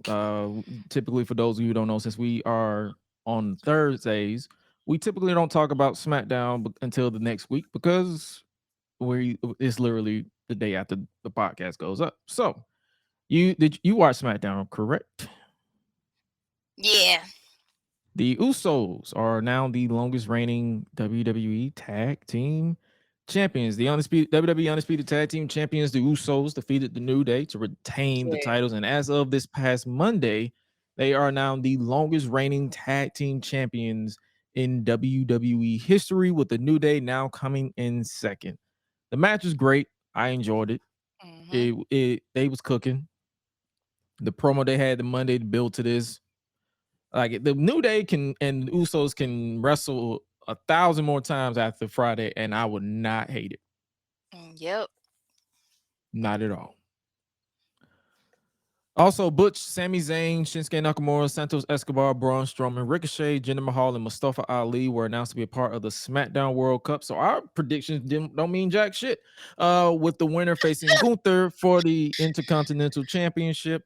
In the SmackDown World Cup first round, we saw Santos Escobar with Zelina Vega and Joaquin Wilde and Cruz del Toro defeat Shinsuke Nakamura to advance to the next round.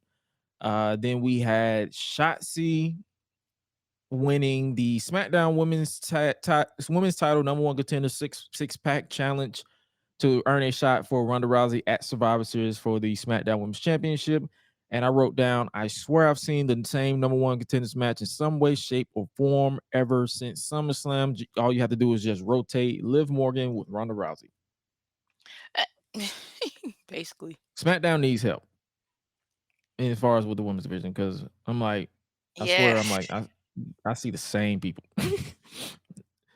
Next up, we have the SmackDown World Cup first round match. Braun Strowman defeated Jinder Mahal to advance. And I wrote down, Braun Strowman is over.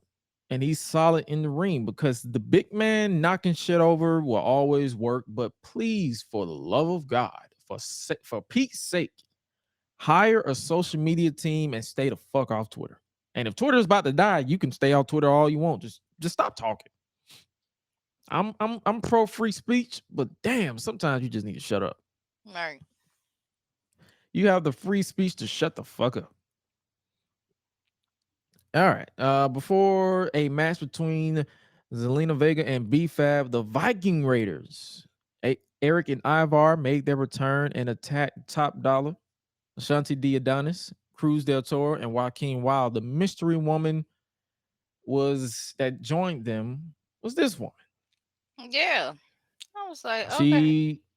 They basically beat everybody down. The mysterious woman was revealed none other than a returning Sarah Logan.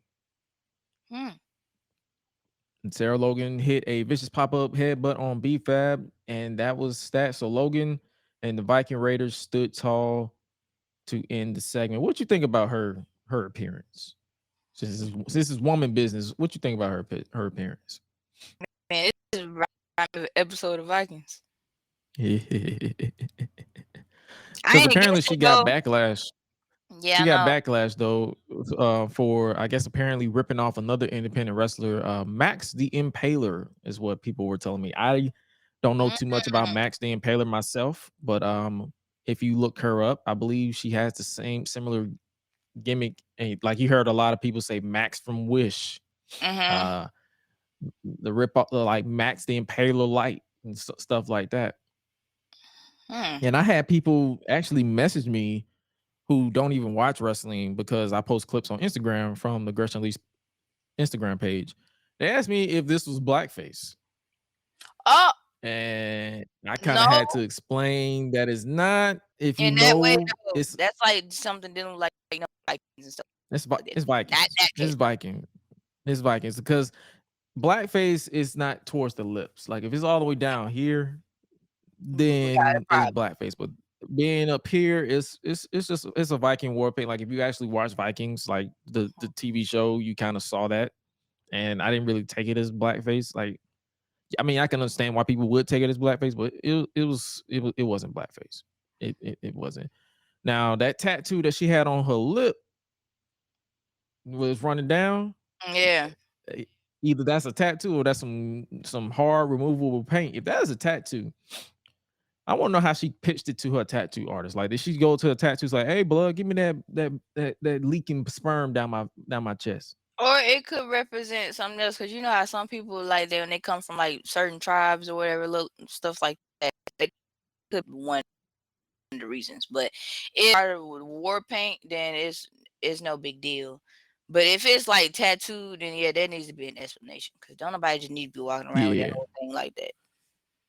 I'm like, it looked like it looked like some people thought she was just spitting out like makeup or something. I'm like, no, when she rubbed her face, nothing moved. I'm like, that's either a Okay. tattoo or that's some permanent marker or something, or is it I don't know. I mean, I'm not really a fan of the Viking thing. Like, I mean, let's see where they go with it, if you will. That's what I'm But saying. I'm just trying hopefully, to get going. like, it's more so me. Like, where y'all taking this? Like, is it going to bore me to death? Is it going to be something that I pretty much skim over on the podcast? Let's see what they got. Let's see what they got. Pretty much.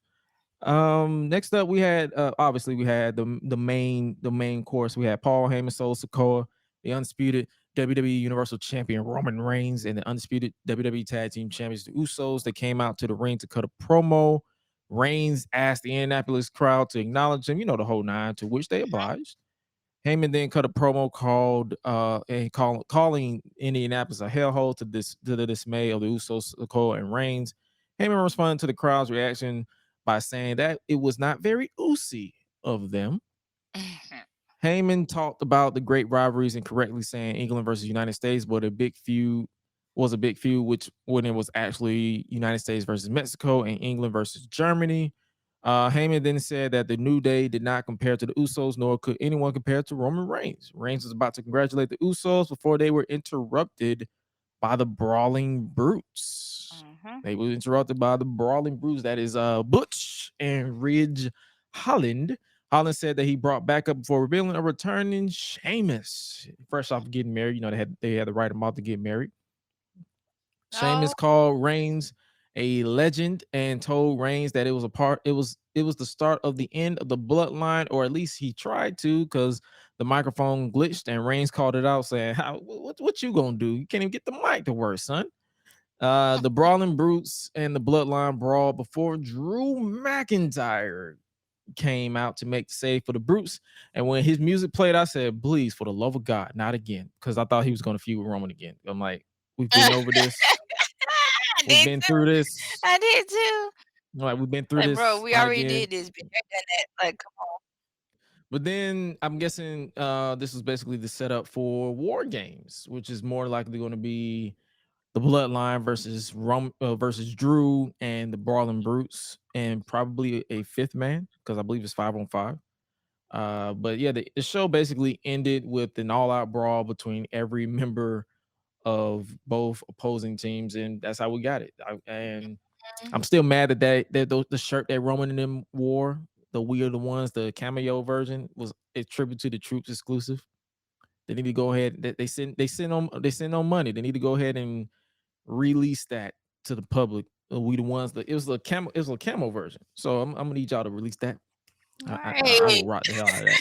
Like, come on. I rock the hell out of that. I'm telling you. I rock the hell out of that one. Like anything with camouflage, that's me. That is me to a T. I will rock the hell out of this. I will rock the hell out of it. What was like when Roman was standing there first, he was looking like, oh, like, yeah, y'all better handle that. Don't let nobody touch me. Don't touch me. Don't what? touch me. You gonna come over here in my ring swinging? Well, y'all better swing on then. Don't touch me. Don't touch me. Don't touch. You're like, don't touch me. Don't touch me. Don't I was like, this touching. joker finna get touched. Like touching. You're touching me. Oh my God. Why are you touching me? God. Did you just touch me? Yeah, why you touching me now? Like, come on, dog. Why the fuck you touching me? Why you touching me? Where you get this from? Did you catch Raw? A little bit. You got Raw a little. Let's get Raw. Let's talk about Raw. Let's get a little Raw. Seth Rollins kicked off the show in his respectable hoochie daddy outfit. Yeah. The crowd was chanting, "This was stupid," in reference to Austin Theory trying to cash in the WWE Money in the Bank briefcase case unsuccessfully. Dumbass. Yeah, his hair was longer too. That's another thing I because he blew it out. I said, "We got to." I said, "That hair done got longer." I said, "That's what I said to my mom." I said, "This must be a blowout." He got that Dominican blowout. He got that blowout. He was walking and fanning it and stuff like that. Dominican blowout. I said, "Look at this right here." This dude was he was feeling it. He was feeling it like a whole rock star right now with the Willy Wonka glasses on. Oh man, I was like, oh, this is great. More notes. Bobby Lashley still pissed off post crown jewel match against Brock Lesnar. He has his eyes on reclaiming the U.S. title, but first, that man, nope, not him. That man manhandled Mustafa Ali. That man was just abusing his ass. I'm like, bro, come on, man. Man, what he do to you? I think it's because of that scratch that's on his chest too. I saw that too. I said, what the fuck? I saw that shit. I said, what the fuck happened to this man's chest? I think he got cut or something. I'm like, bro, you got a whole bandage on your chest. I'm like, bro, what happened to your boobie? And turning up, he got cut and he wanted to act up. What happened to your titty? Come on now. What happened to the titty? He got cut. You got a scarred titty. Backstage during the interview, Luke Gallows wanted to thank you for bringing Mia Yim back because he has a quote unquote way with the women. Bruh. When he said that, I wrote this. I said, please, for the love of God, stop scaring the hoes. Man. like, bro, why? That was like, bro, no. That was not professional at all. That was stupid. Oh my God. Like, bro, you not bump being professional. You are a professional hoe scarer. You professionally scare the bitches. That ain't gonna work. Like, come on, man. You can't. You can't talk like that. You made other women be looking at you and be like, okay, nah, I can't deal with him. Never mind. I got something to do. I got to go. See you, motherfucker. I'm out. All right. That remind me of that dude, like the dude put on Twitter. The dude put on Twitter earlier, like he was on a first date and he took this girl on he was driving with this girl listening to MF Doom. And she left 30 minutes later. Like, bro, you can't be like MF Doom is not a first date song. You are professional. You are a professional scared of bitches because, bro, you literally like, bro, you scaring the hoes. Like, don't be listening to MF Doom. You listen to that motherfucker on the third date when y'all know each other. Like, or you listen to it like when you done invested time in your relationship. Nah, I'm gonna be honest with you. Some of these songs should not enter the ears of some of these maidens. Let's just put it right there. Yeah. Like I get you that. Some music should just be left to us brothers. And MF Doom is one of them the MF Doom should be one of them people who be left to us brothers. Like I listened to a few of his songs. Unless you like with the type of like, unless like really cool and she does listen to like the same stuff, that's the only way it can work. That's what I mean by that.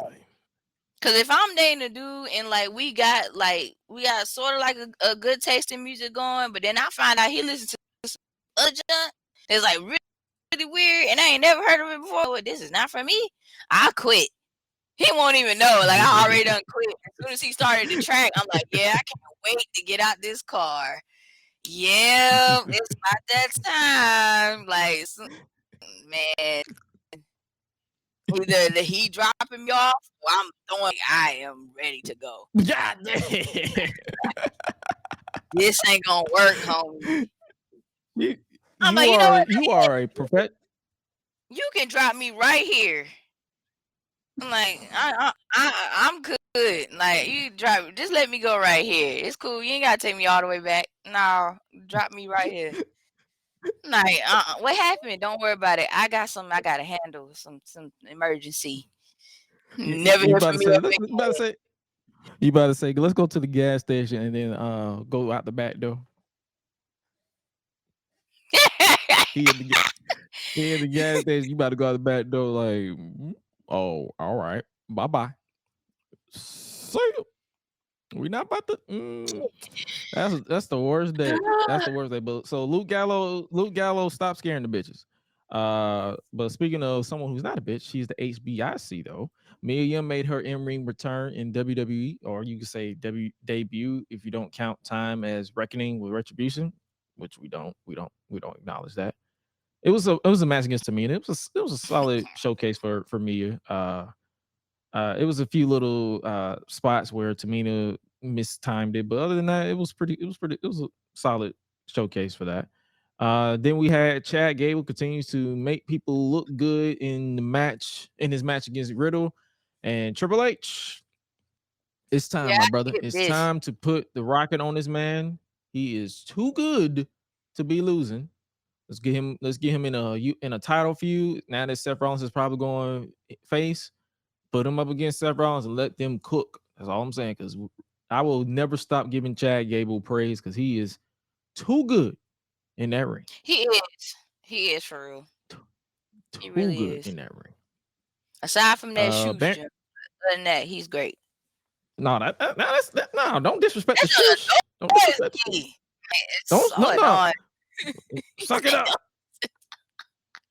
Suck it up. So annoying. Shoes. Oh gosh, like I can't. Like, why? Shoes. Like, every time I look at him, it just comes to mind. Every single time, I'm like, man, that's so annoying. Shoes. Thank you. But he is an amazing performer in the ring. I have to give that to him. I have to. He's amazing. Yeah, Baron Corbin. Speaking of not amazing, Baron Corbin and JBL playing poker backstage, where Akira, still wearing a ninja for some reason, Tozawa arrives to play. Later, it was shown that Tozawa feigned not knowing how to play, obviously, and cleaned up the poker table, which upset Corbin, and they will wrestle later on in the evening, which they did.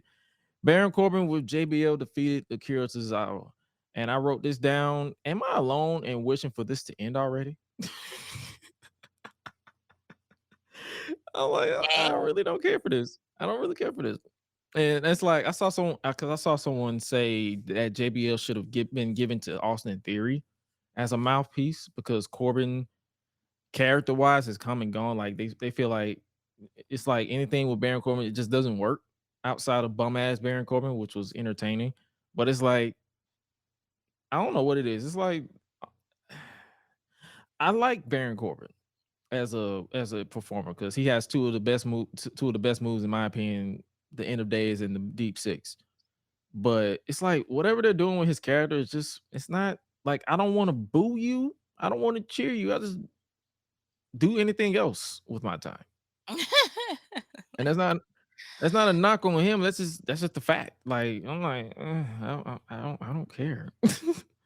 That oh this is the thing. Oh okay. Congrats. I think. All right.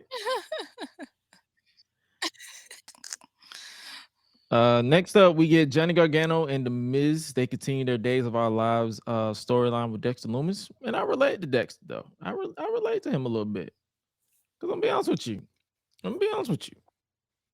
If someone owed me money, I'm running up on them too. Oh yeah, definitely. Like, hey, where my money? Hey, where my $2? Where my $2? Hello. Where my $2? Where my $2? No, give me my $2. With interest, Uh, cause you late. with interest. Now give me $4 because I had to burn you down. I It had goes into the $2 tank. at first. Now I gotta add on interest because you want to be late. You didn't want to give me my money. Should have paid my money. Give me my now money. we gotta Give up me my them money. fees. Exactly. Like it's interest. Like the longer I wait without my money, the more you playing with my money. It's like playing with my emotions. It's Hello. just the principle of the situation. It's the principality of the situation. Trying to tell you. Speaking of principality of a situation, Dominic Mysterio still portraying that insufferable kid that hides behind the Judgment Day, and I guess I should say it's working. Okay, so we still on. Yeah, once he puts some bass in his voice, he might actually start winning me over. Speaking of someone who should be winning, Shelton Benjamin, he should stop putting people over. That needs to change. Okay, see, I ain't even get that far. Yeah, yeah. Shelton Benjamin. Okay, great.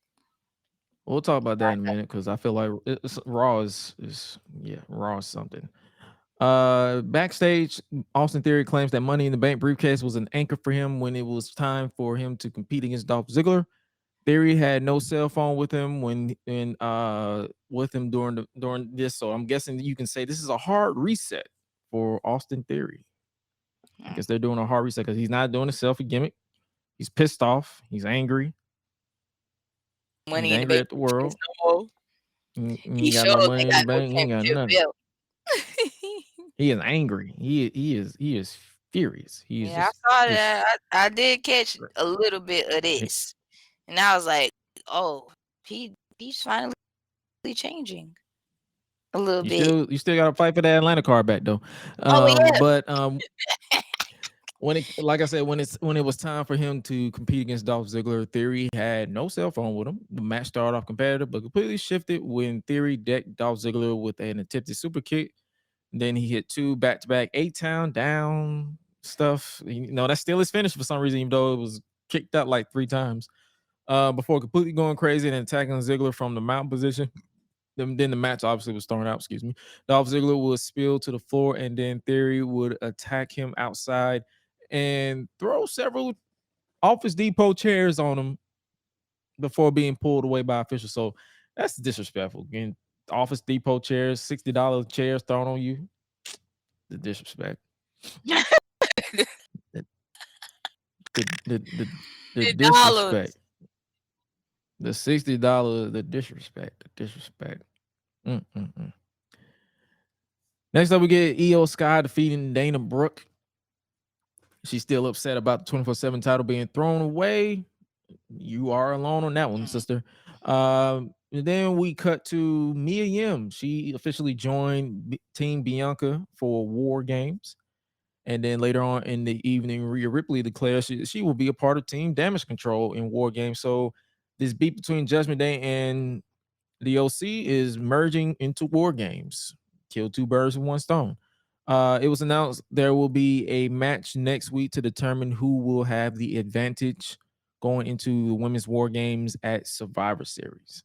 And then we had the main event of Raw. I fell asleep on this. I'm not gonna lie to you because I was exhausted. I had to go to work the next day, so I had to watch this back the next day. Finn Balor versus Seth Rollins for the United States Championship.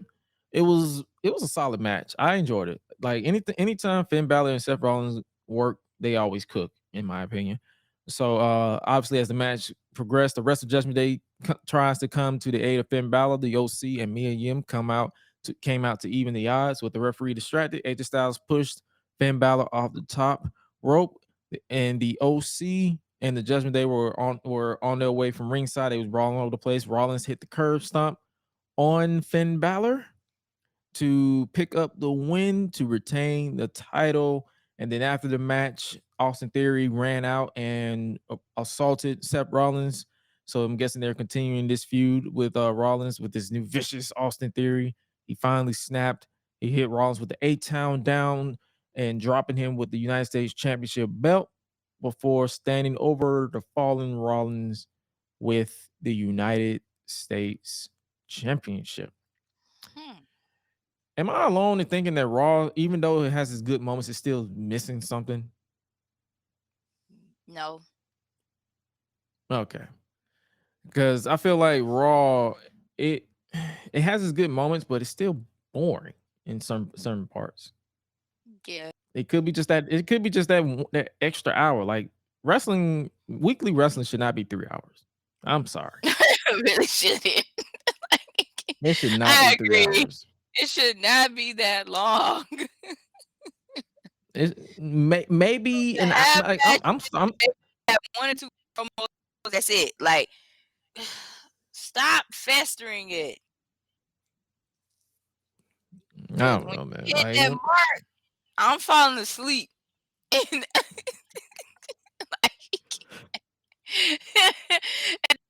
the point, I'm like, all right. All right, I'm going. Once I'm I going like night night. this, It's a I'm wrap. going to bed. Once you start rubbing your face, and be like, oh my god, what Gosh, like the they still fuck? going. Like, come on, Pastor White.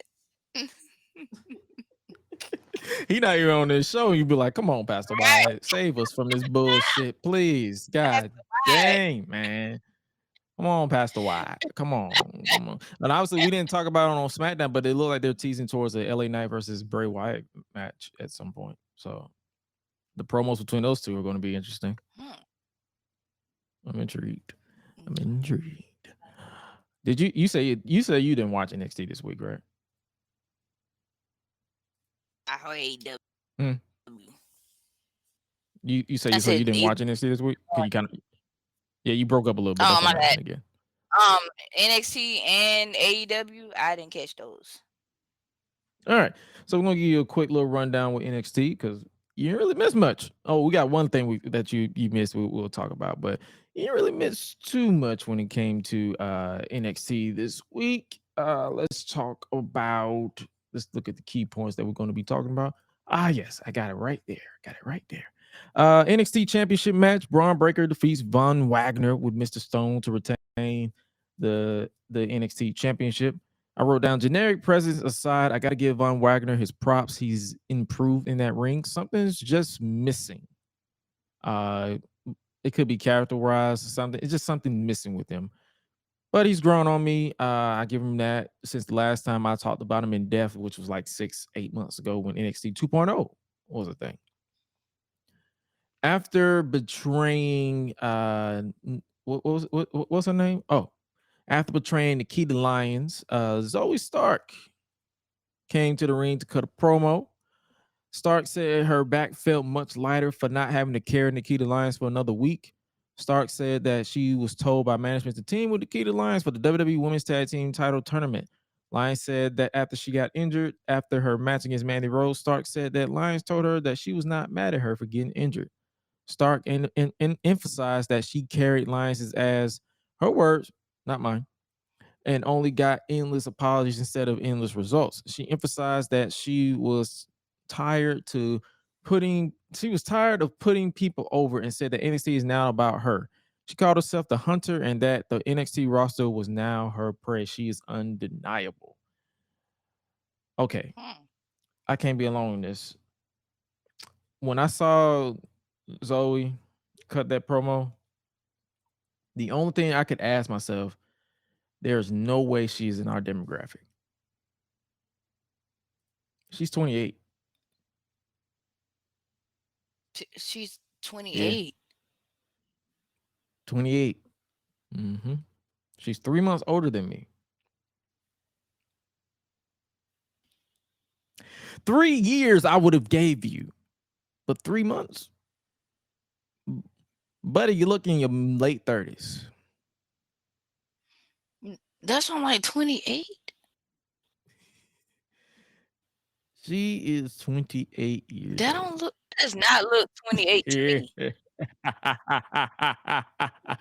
She's born January 1994. She's born January 1994. She'll be 29 in January. Oh my gosh. She look like somebody's fit grandmother, Hey, but I digress. Mm-hmm.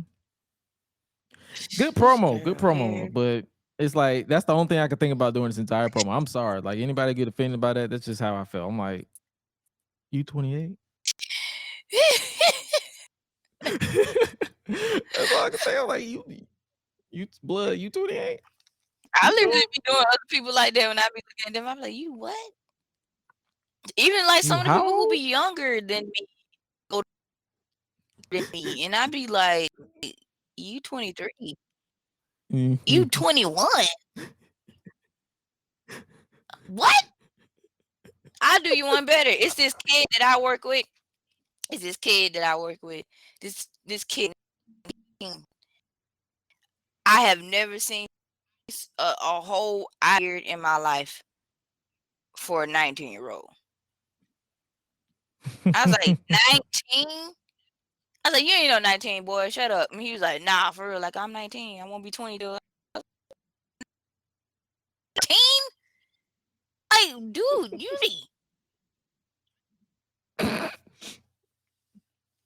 bro, you look 30. And like when we had like lunch, we went on like our little lunch. Somebody was like, are you older than her? And I was like, nah, I'm older than him. But yeah, he look older, don't he? Like I said, what's in y'all food? It's in y'all food. It's the food hormones. It's something like, oh, that's scary. Scary. It was basically the same old. I pretty much wrote down the stuff that I pretty much paid attention to for NXT, aside from Zoe Stark and her age. Andre Chase confronted Duke Hudson backstage on the Chase University office. Hudson said that he threw the towel in the match so that Chase could fight another day. Hudson said that if he went down, the entire university will fall, and that he did it for the college, and that he was guilty as charged for bleeding black and red.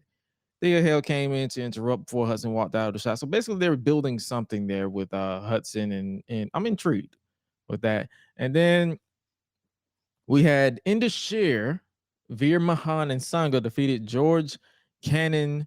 No relations to Nick Cannon that we know of, because he might be his son. We know Nick Cannon popping babies left and right.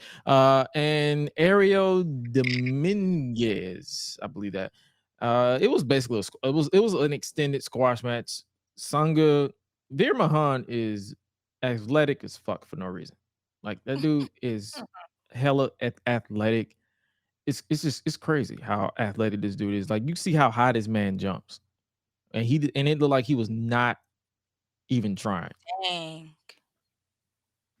After the match, Sangha and Mahan cut a promo calling out the Creed brothers. So I'm guessing that's their next feud as they reunited as partners. Mahan and Sangha, excuse me, said that they respect them, but they would unfortunately take down the Creed brothers to rise. Next up, we had Apollo Crews defeated Big Ass Head, JD McDonough. I know I talk trash about JD, but I gotta give him his props and his due. He's been cooking in that ring for the past 3 weeks, so I gotta give him that. McDonough went for a top rope moonsault on Crews, but Crews evaded and hit the standing ovation slam, which is the one hand spine buster on McDonough for the pinfall. So he actually won. So it's looking like they're teasing Apollo Crews and LeBron Breaker for the NXT championship on down the line. I wouldn't be surprised if it's at the what was it, deadline or dead something. It's the next special event that they're gonna have. I wouldn't be surprised if it's that if that's the match that they go for in this scenario. Then we had I guess you can say NXT Women's Champion Mandy Rose was interviewed backstage by Mackenzie Mitchell from the Toxic Lounge. Rose called herself a 1 in a billion superstar and said that she would be the last woman standing in the main event of the show. And I wrote down, LOL, she looks like Nikki Bella. Please lose tonight. And yeah, we all know how that went. Dang. Booker T moderated the contract signing of Carmelo Hayes alongside Trick Williams and NXT North American champion Wes Lee. because they're signing the contract for the NXT North American Championship match that is going to take place next week. So yeah, and of course Trick Williams was just talking his talk, and Booker T was doing his thing. When asked about the possibility of being a 3-time champion, Hayes says that Lee's limit was when he pulled up and start, before promising Lee that the worst moment of his life would end after he beat Lee for the title. But that's a bar that Carmelo Hayes said. He said, your limit is when I pulled up and start. Like, well, shit. That's a bar. Right. Williams put over Lee, but reassured it will be Lee's first and last title defense. When asked about the match being his first defense, Lee said that he would show the world he will become the new standard for being the North American champion. Hayes and Lee signed the contract, making their match official. Lee and Hayes argued a little bit before Booker T simmered things down and told them to save the drama for your mama. And I bust out laughing when he said that line. More little tidbits that we're going to talk about. Odyssey Jones was backstage with Malik Blade and Idris Enofe. Blade explained that he wore the sweater vest because we all wonder why that man is wrestling in the sweater vest. He explained that he wore the sweater vest as a tribute to his dad, who was a pastor, so he's a PK kid. Blade said that he is wearing the vest to honor his dad's memory. So I'm like, huh. So that is the gimmick. And he probably is a PK pastor because I can relate.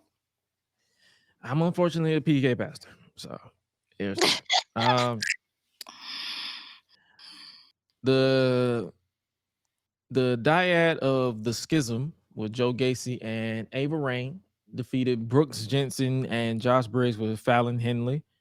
There's that. And then we had the Iron Survivor Challenge announced by the one and only Shawn Michaels. You want to know what the Iron Survivor Challenge is? Yes, I do. Let us find out. All right. Here we go. WWE Hall of Famer Shawn Michaels returned to NXT to announce the brand new Iron Survivor Challenge, a new match type that will pit NXT superstars against each other to determine the number one contenders for both the NXT the NXT Championship and the NXT Women's Championship, respectively. The rules are as follows. 5 superstars will compete in this unique 25-minute match as they battle each other and the clock. 2 superstars will start the match, and every 5 minutes, a new superstar will enter the match until all 5 are in the ring. The goal is to have the most falls when the clock hits 25. Falls can be won at any time by pinfall, submission, or disqualification. When a superstar scores a fall, they will earn 1 point. However, when a superstar loses a fall, that superstar must pay the penalty. They are forced out of the ring into a penalty box for 90 seconds. Once the 90 seconds are up, the superstar can re-enter the match. The superstar who has scored the most falls when the clock hits 25 minutes will be named the Iron Survivor and become the number one contender for the NXT Championship and NXT Women's Championship, respectively. So it's basically Championship Scramble meets King of the Mountain with the penalty box meets Iron Man match. I'm intrigued. All I said was, oh my God, you're asking me as a fan to keep up with points with THC in my system. You're just asking for trouble. Because dang, I watch all my wrestling high. Not gonna work. Not gonna work at all. More little stuff. Indy Hartwell defeats Tatum Paxley with Ivy Now, and I wrote solid match. Dexter Loomis win. You get your money from the Miz. Come get your wife out of NXT. NXT, and in the main event, NXT Women's Champion Mandy Rose. She defeats Alba Fire. So Mandy Rose is still the NXT Women's Champion. Thank you very much. She is still the NXT Women's Champion. And I wrote down she is most definitely breaking Asuka's title reign length because she is not losing that title. But Fire was on the ladder. Oh, excuse me. Fire placed Rose on the table, on the announce table, and went for a swanton bomb on Rose. But NXT UK's Isla Dawn came from out of nowhere and sprayed mist in Fire's face before pushing Fire off the ladder through the table. Rose got up as Fire was laid out, on the table, and she is still the NXT Women's Champion. Thank you, Isla Dawn. I actually was not familiar with her because, I'm be honest with you, I'm not too familiar with NXT UK. If you've listened to the podcast and my interviews with people like Deontay DDJ, you know I don't have the time to watch it. So I didn't know too much about her work. And I just simply said, okay, quick, someone link me a match to check out. Someone link me something for me to check out. And I actually had the time to look at some of these matches. I'm sold. I'm in. Let's see what it do. Well, I'm gonna need somebody to get that title off Mandy Rose ASAP because I'm done. He's like, I'm tired now. And it's not. I need y'all. I'm tired at this point. I need y'all to do something else. But that was NXT. And then I guess you could say let's talk about AEW Dynamite before we move on to our full gear preview and predictions. I guess I can basically tell you it wasn't pretty much. It was, in my honest opinion, AEW Dynamite. It's a place where my favorite wrestlers are, but the show itself just feels not long. It just feels like nothing happened. Oh, well, dang. Because 2 hours isn't too long for me. It just feels like nothing happens with me. It's just me though. We started off the show with Claudio Castagnoli and Bryan Danielson defeating Chris Jericho and Sammy Guevara. So we're getting BCC and Jericho Appreciation Society again. And I wrote down a couple notes. Whenever I see Sammy on TV, I always ask myself, who keeps inviting blood to the party? Because he's just there. BCC versus JAS again. When will this shit end? ROH needs to hurry up and get a TV deal or streaming deal because anything not named AEW do not care. I do not care about at this point. It's just convoluted at this point in time. Get off of my TV, please. Let's move on. Then we get a vignette air where Darby Allin and Sting were shown driving after Sting pulled Darby out of a body bag. Jeff Jarrett reminded everyone that he first wrestled Sting 24 years ago while hyping up the upcoming tag team match on Saturday. Okay. The Acclaimed had a music video. They had you should check it out, featuring Paul White as Captain Insano. I don't know if you know too much about Captain Insano. If you don't, YouTube it. That led into the next match where Swerve Strickland defeated Anthony Bowen. Swerve was extra aggressive in his match. Anthony appeared to hurt his shoulder when Swerve dropped him into the audience.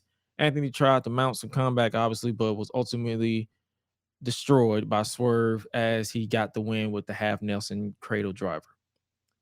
Tony Schiavone interviews Samoa Joe for an interview. Samoa Joe explains that he will not allow himself to be victimized because after he attacked Wardlow last week, Powerhouse Hobbs came out to confront him, and he's basically told Hobbs, "Nuck if you buck." he said, "You see, you can come in here and catch one." I'm like, bro, he basically just told you, "Nuck if you buck." Nuck if you fucking buck. Like, yeah, let's go. But before they can fight, Wardlow comes out. There's a brief 3-person brawl. The locker room empties to separate them. Wardlow is able to hit basically a suicide dive on everyone and to stand tall to end the segment. Like I wrote down a few notes. Samoa Joe is still flawless on the microphone.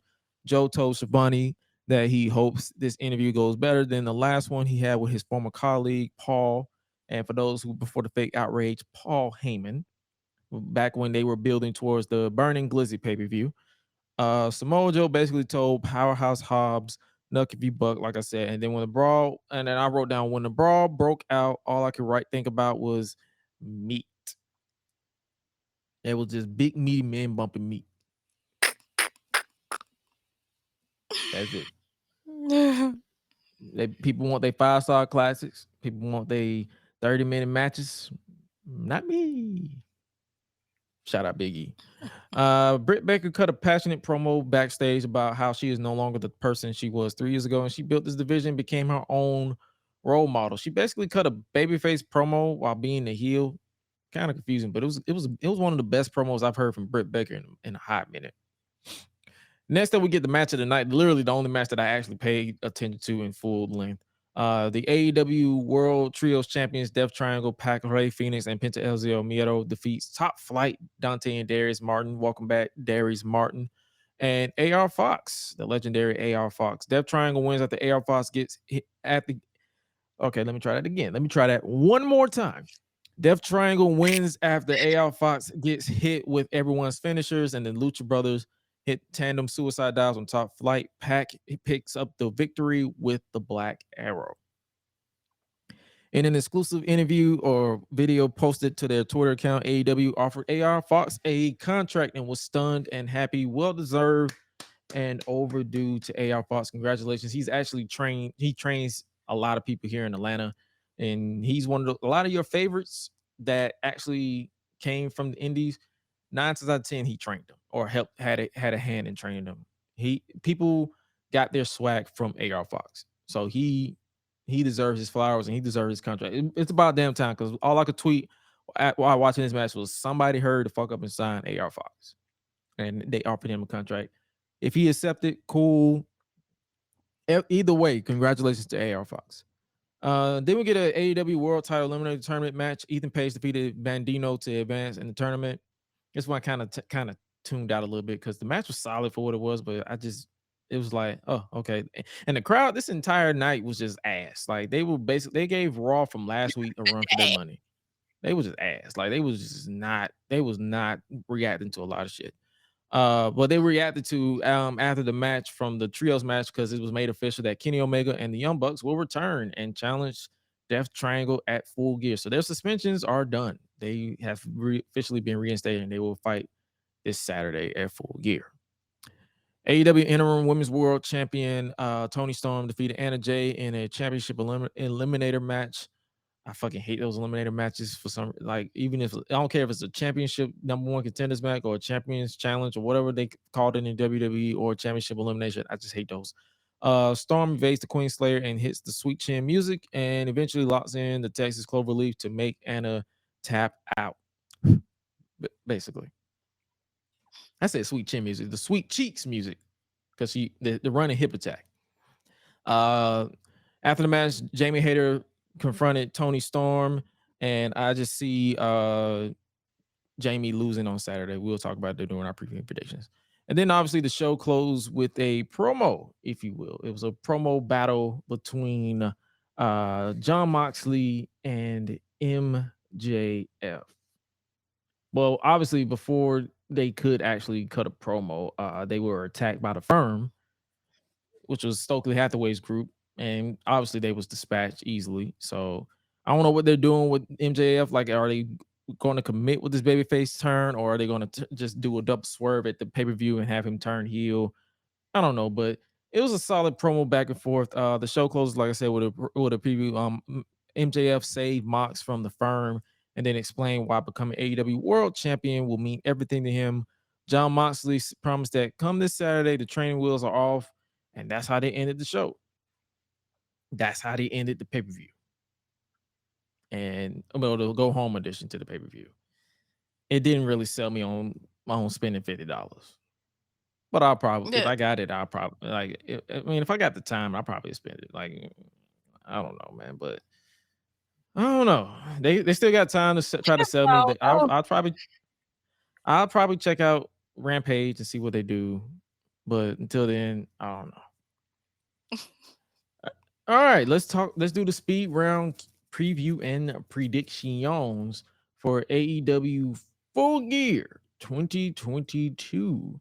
I'm gonna pull up the match card and we're gonna do our shenanigans. More than likely, if you guys are following us on social media, if Twitter is still alive by the time Saturday happens, then I'll more than likely post our who wins, because the last challenge Suela won. See if we can do it. If she can do it back to back. So, Full Gear 2022. Let's start with this first match. We have Sting and Darby Allin versus Jeff Jarrett and Jay Lethal in a tag team match. Who you got? I'm gonna go with Jay Lethal and Jeff Jarrett. Okay, cool. Let me put my mic this way while I'm typing this. So you going with Lethal and Jarrett? Let me make sure I got this properly. Lethal, Jarrett, and I'm probably going to go with Sting and Darby. Do that. Sting. Okay. Next up, we have the trios match for the AEW World Trios Championship. The Elite versus Death Triangle for the titles. Who do you think? I'm gonna go with Death Triangle. Okay. Okay. Cool. And then next up, we have a steel cage match for the it's between these two, Jungle Boy, Jack Perry, because they're starting calling him Jack Perry now, versus his former friend Luchasaurus. I wouldn't be against Luchasaurus. Okay, so we're both going with Luchasaurus. This match was just made official on AEW Dynamite. It'll be a triple threat match for the TNT Championship. Wardlow versus Samoa Joe versus Powerhouse Hobbs. Meat slapping meat. Wow. I'm gonna go with Wardlow retaining. I'm gonna go with. I want Powerhouse Hobbs to win, but I'm gonna go with Joe. Wardlow. Okay, you're going with 2 belts, Joe. Yeah. And we have the return of Saraya, her first match in 5 years, versus Dr. Britt Baker, DMD. I'm gonna go with Britt. I got Britt. I'm about to go with Britt on this one because I got Britt. that promo she cut on Wednesday kind of made me like, ooh, I don't think she's gonna lose. So we'll see on that. And then next women's match is for the AEW Interim Women's World Championship. Toni Storm defending against Jamie Hayter, what some people are calling the Battle of the Cheeks. Some people are calling the Battle of the Cake Apocalypse. So much going on horny Twitter. But I'm going to go with I want Jamie Hayter to win so bad, but I'm gonna have to go with Toni. Because I don't see them having her drop the title until I don't see them having her drop the title until Thunder Rosa returns. I'm gonna go with Toni. Okay, so both going with Toni Storm. Cool. Next up, the final women's match of the night. We got 3. That's a shocker. Is Jade Cargill versus Nyla Rose for the TBS Women's Championship. Jade has been undefeated so far. As much as I love Nyla, I wanted to win a big one. I kind of see them keeping the title on Jade. That's what I see. I got to go with Jade. Who you got? You guys mind the little technical difficulties, ladies and gentlemen. That's what happens with the internet and stuff. But I'm gonna have to go with Jade Cargill. More than likely, Suela will go with Jade. If she doesn't, I mean, it is what it is. Next up, we have a match that I kind of don't really care too much about. It is ROH World Champion Chris Jericho versus Bryan Danielson versus Claudio Castagnoli versus who keep inviting blood to the party? Sammy Guevara for the Ring of Honor World's Heavyweight Championship. Played a 4-way match that I kind of don't care about with what's going on with this. I truly don't care about this match at all. But we swallow this back. Well, but we are not. I guess we gotta pick this one. Real quick. Swallow, who you pick for that TBS Women's Championship match? Jade Cargill. All right, bet. So I was right. All right, but yeah, this fatal 4-way match. Do you care about this? Not really, but I want Claudio Castagnoli.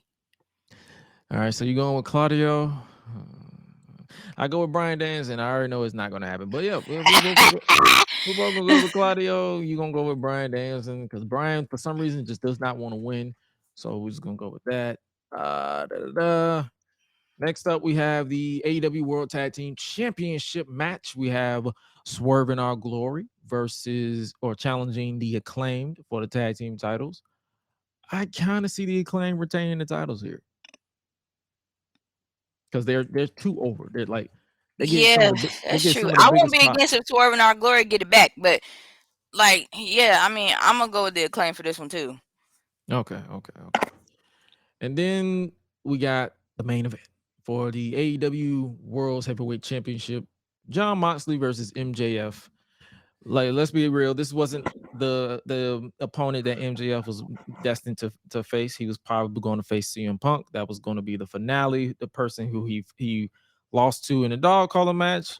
But then AEW All Out happened. The medium scrum from hell, or the press conference, as some people call it, that happened.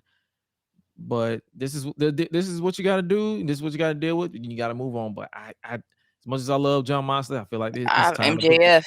Yeah, it's I time. was just gonna It's say. time. I was just gonna say MJF like really quick. I was like, you know what? I kind of want MJF to get the belt. It's time. It is Like, time to I'm put that ready. title on this man. It is time. We got to I'm do ready. it. You got to do it. So MJF, we're both going with MJF. We're gonna see it. We're gonna have to witness it. Hopefully, this shit don't last until midnight. But I'm telling you. it is what it is. But yeah, we're both going with MJF when it comes to our preview and predictions, and that is AEW Full Gear. It goes down this Saturday. Next week is Survivor Series, literally. So Oh yeah, dang! I as of forgot now, about Survivor Series. I don't have to work. So if we both are off on Saturday, we might review it. But I know we will be next week's episode of the Gresh and Leaks podcast will be a retro review, a Thanksgiving edition, because it is going to fall on Thanksgiving. It will be a tape delay because we were both going to be with our family, but we're going to get the Gresh and Leaks podcast is still happening, but it's just going to be on a tape delay. Hopefully you guys enjoy, and hopefully you guys enjoy today's episode of Gresh and Leaks podcast. But before we end today's podcast, you know exactly what we got to do.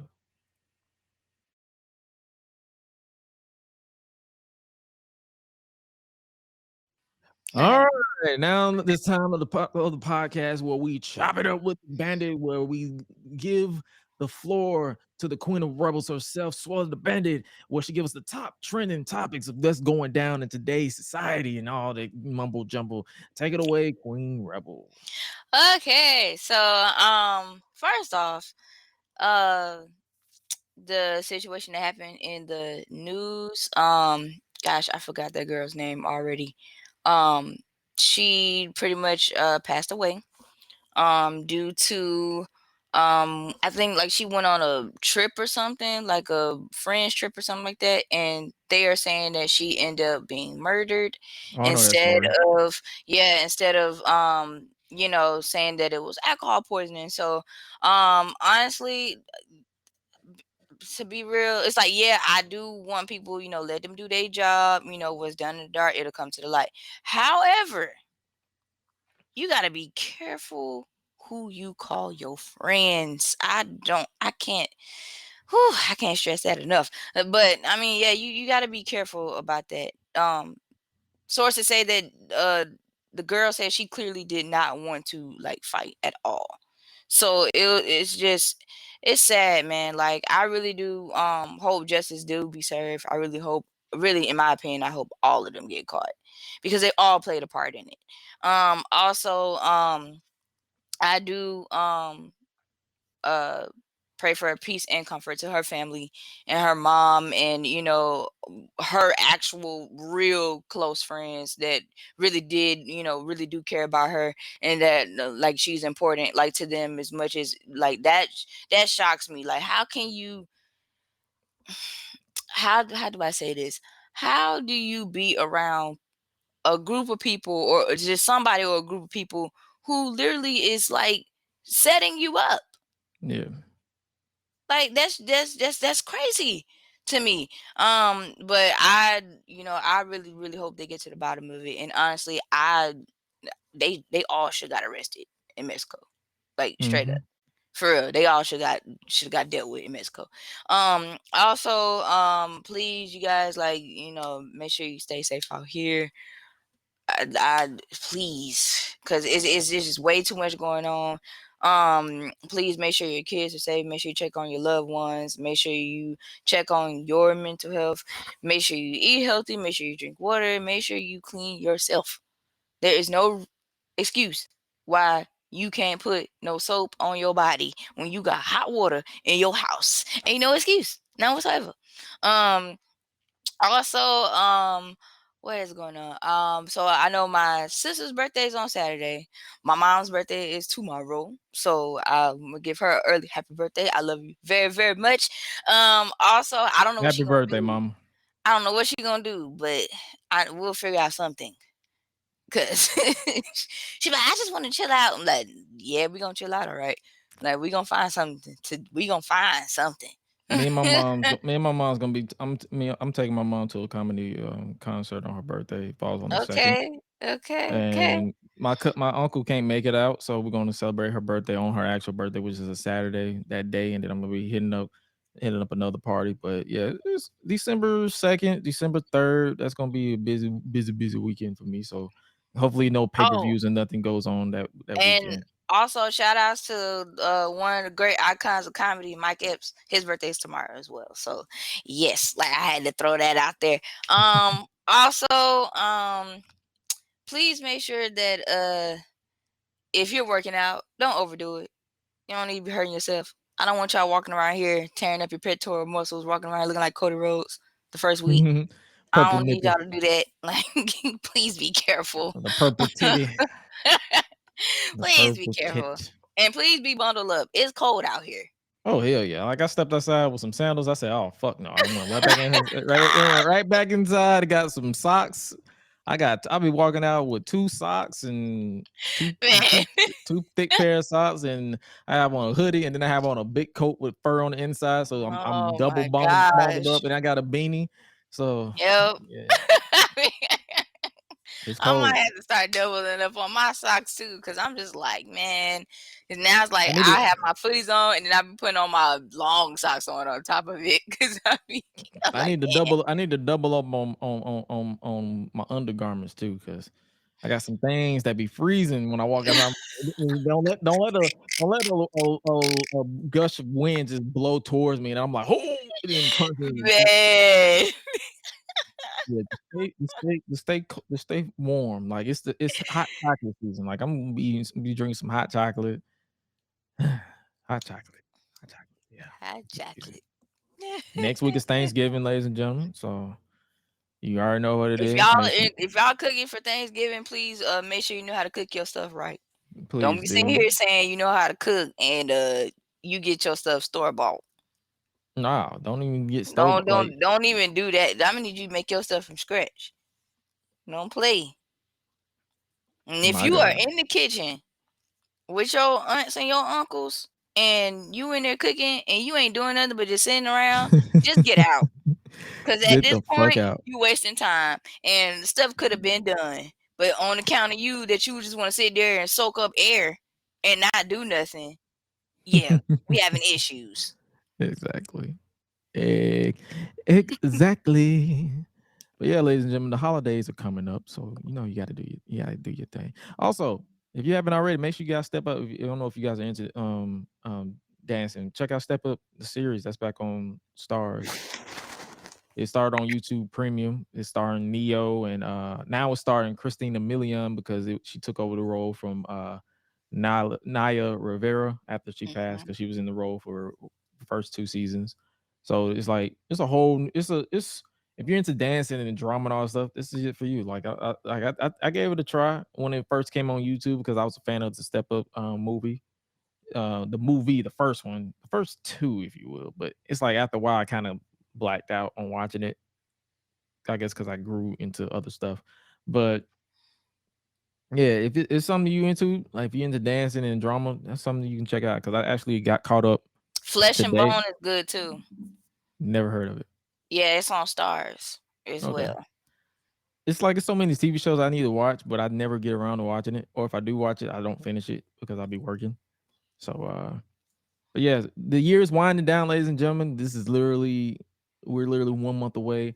We got a few more episodes left for the Gresh and Leaks podcast. I guess from my count, 1, 2, 3, 4. We got 4 more episodes of the Gresh and Leaks podcast for the year. Hopefully you guys stick to it, and hopefully you guys enjoyed it. We might have a best of poll if you guys want to vote on which moment you remember from this past year for the Gresh and Leaks podcast. That is coming soon. And I guess that with that being said, we might as well just go ahead and wrap it up right here because this has been the Gresh and Leaks podcast. We've celebrated 10 years of the Shield. Sasha Banks with Monday solutions or whatever she's doing with her situation, Twitter verifications and Twitter about to break and all the good stuff. So much, but what isn't, and we also obviously talked about Full Gear and This Week in Wrestling, but what isn't going to break is what we have here for the Gresh and Leaks podcast, because Suela has been around since the ending of the first incarnation all the way into the current incarnation, and that doesn't change anytime soon. But ladies and gentlemen, like she said, make sure you stay safe out here. Be careful with who you trust. Be careful. Hopefully you guys got something out of today's podcast and today's episode. And if you are checking us out, make sure you follow us on social media at Josh Gresham ORG, at Suela the Bandit 3. At if you don't want to remember all that stuff, you got the link solo.to/Gresh and solo.to/Suela, or make sure you leave us a rating over at www.gressunleashed.com, where you can find all your audio goodies and your audio porn, if you will, because we are having fun over here at the Gresh and Leashed podcast. And with that being said, you guys stay safe out here. The next episode, like I said, will be a retro review because of Thanksgiving, and then we'll be right back here with This Week in Wrestling, because typically those Thanksgiving week episodes are pretty much hit or miss anyway. But yeah, we'll if we record at like during the go home of Raw, we'll probably talk about Raw briefly. But yeah, we'll be right back here next week for you guys for the Gresh and Leaks podcast. Happy holidays, happy Thanksgiving, and all the good stuff. Make sure you guys get full and stuffy and all that jazz. But with that being said, remember, you are loved, appreciated, and respected by us, especially by your Unleashed family. And with that being said, you guys stay safe out here in these streets. And remember to always eat, sleep, flex, and repeat. We out. Be breezy. Bye, y'all.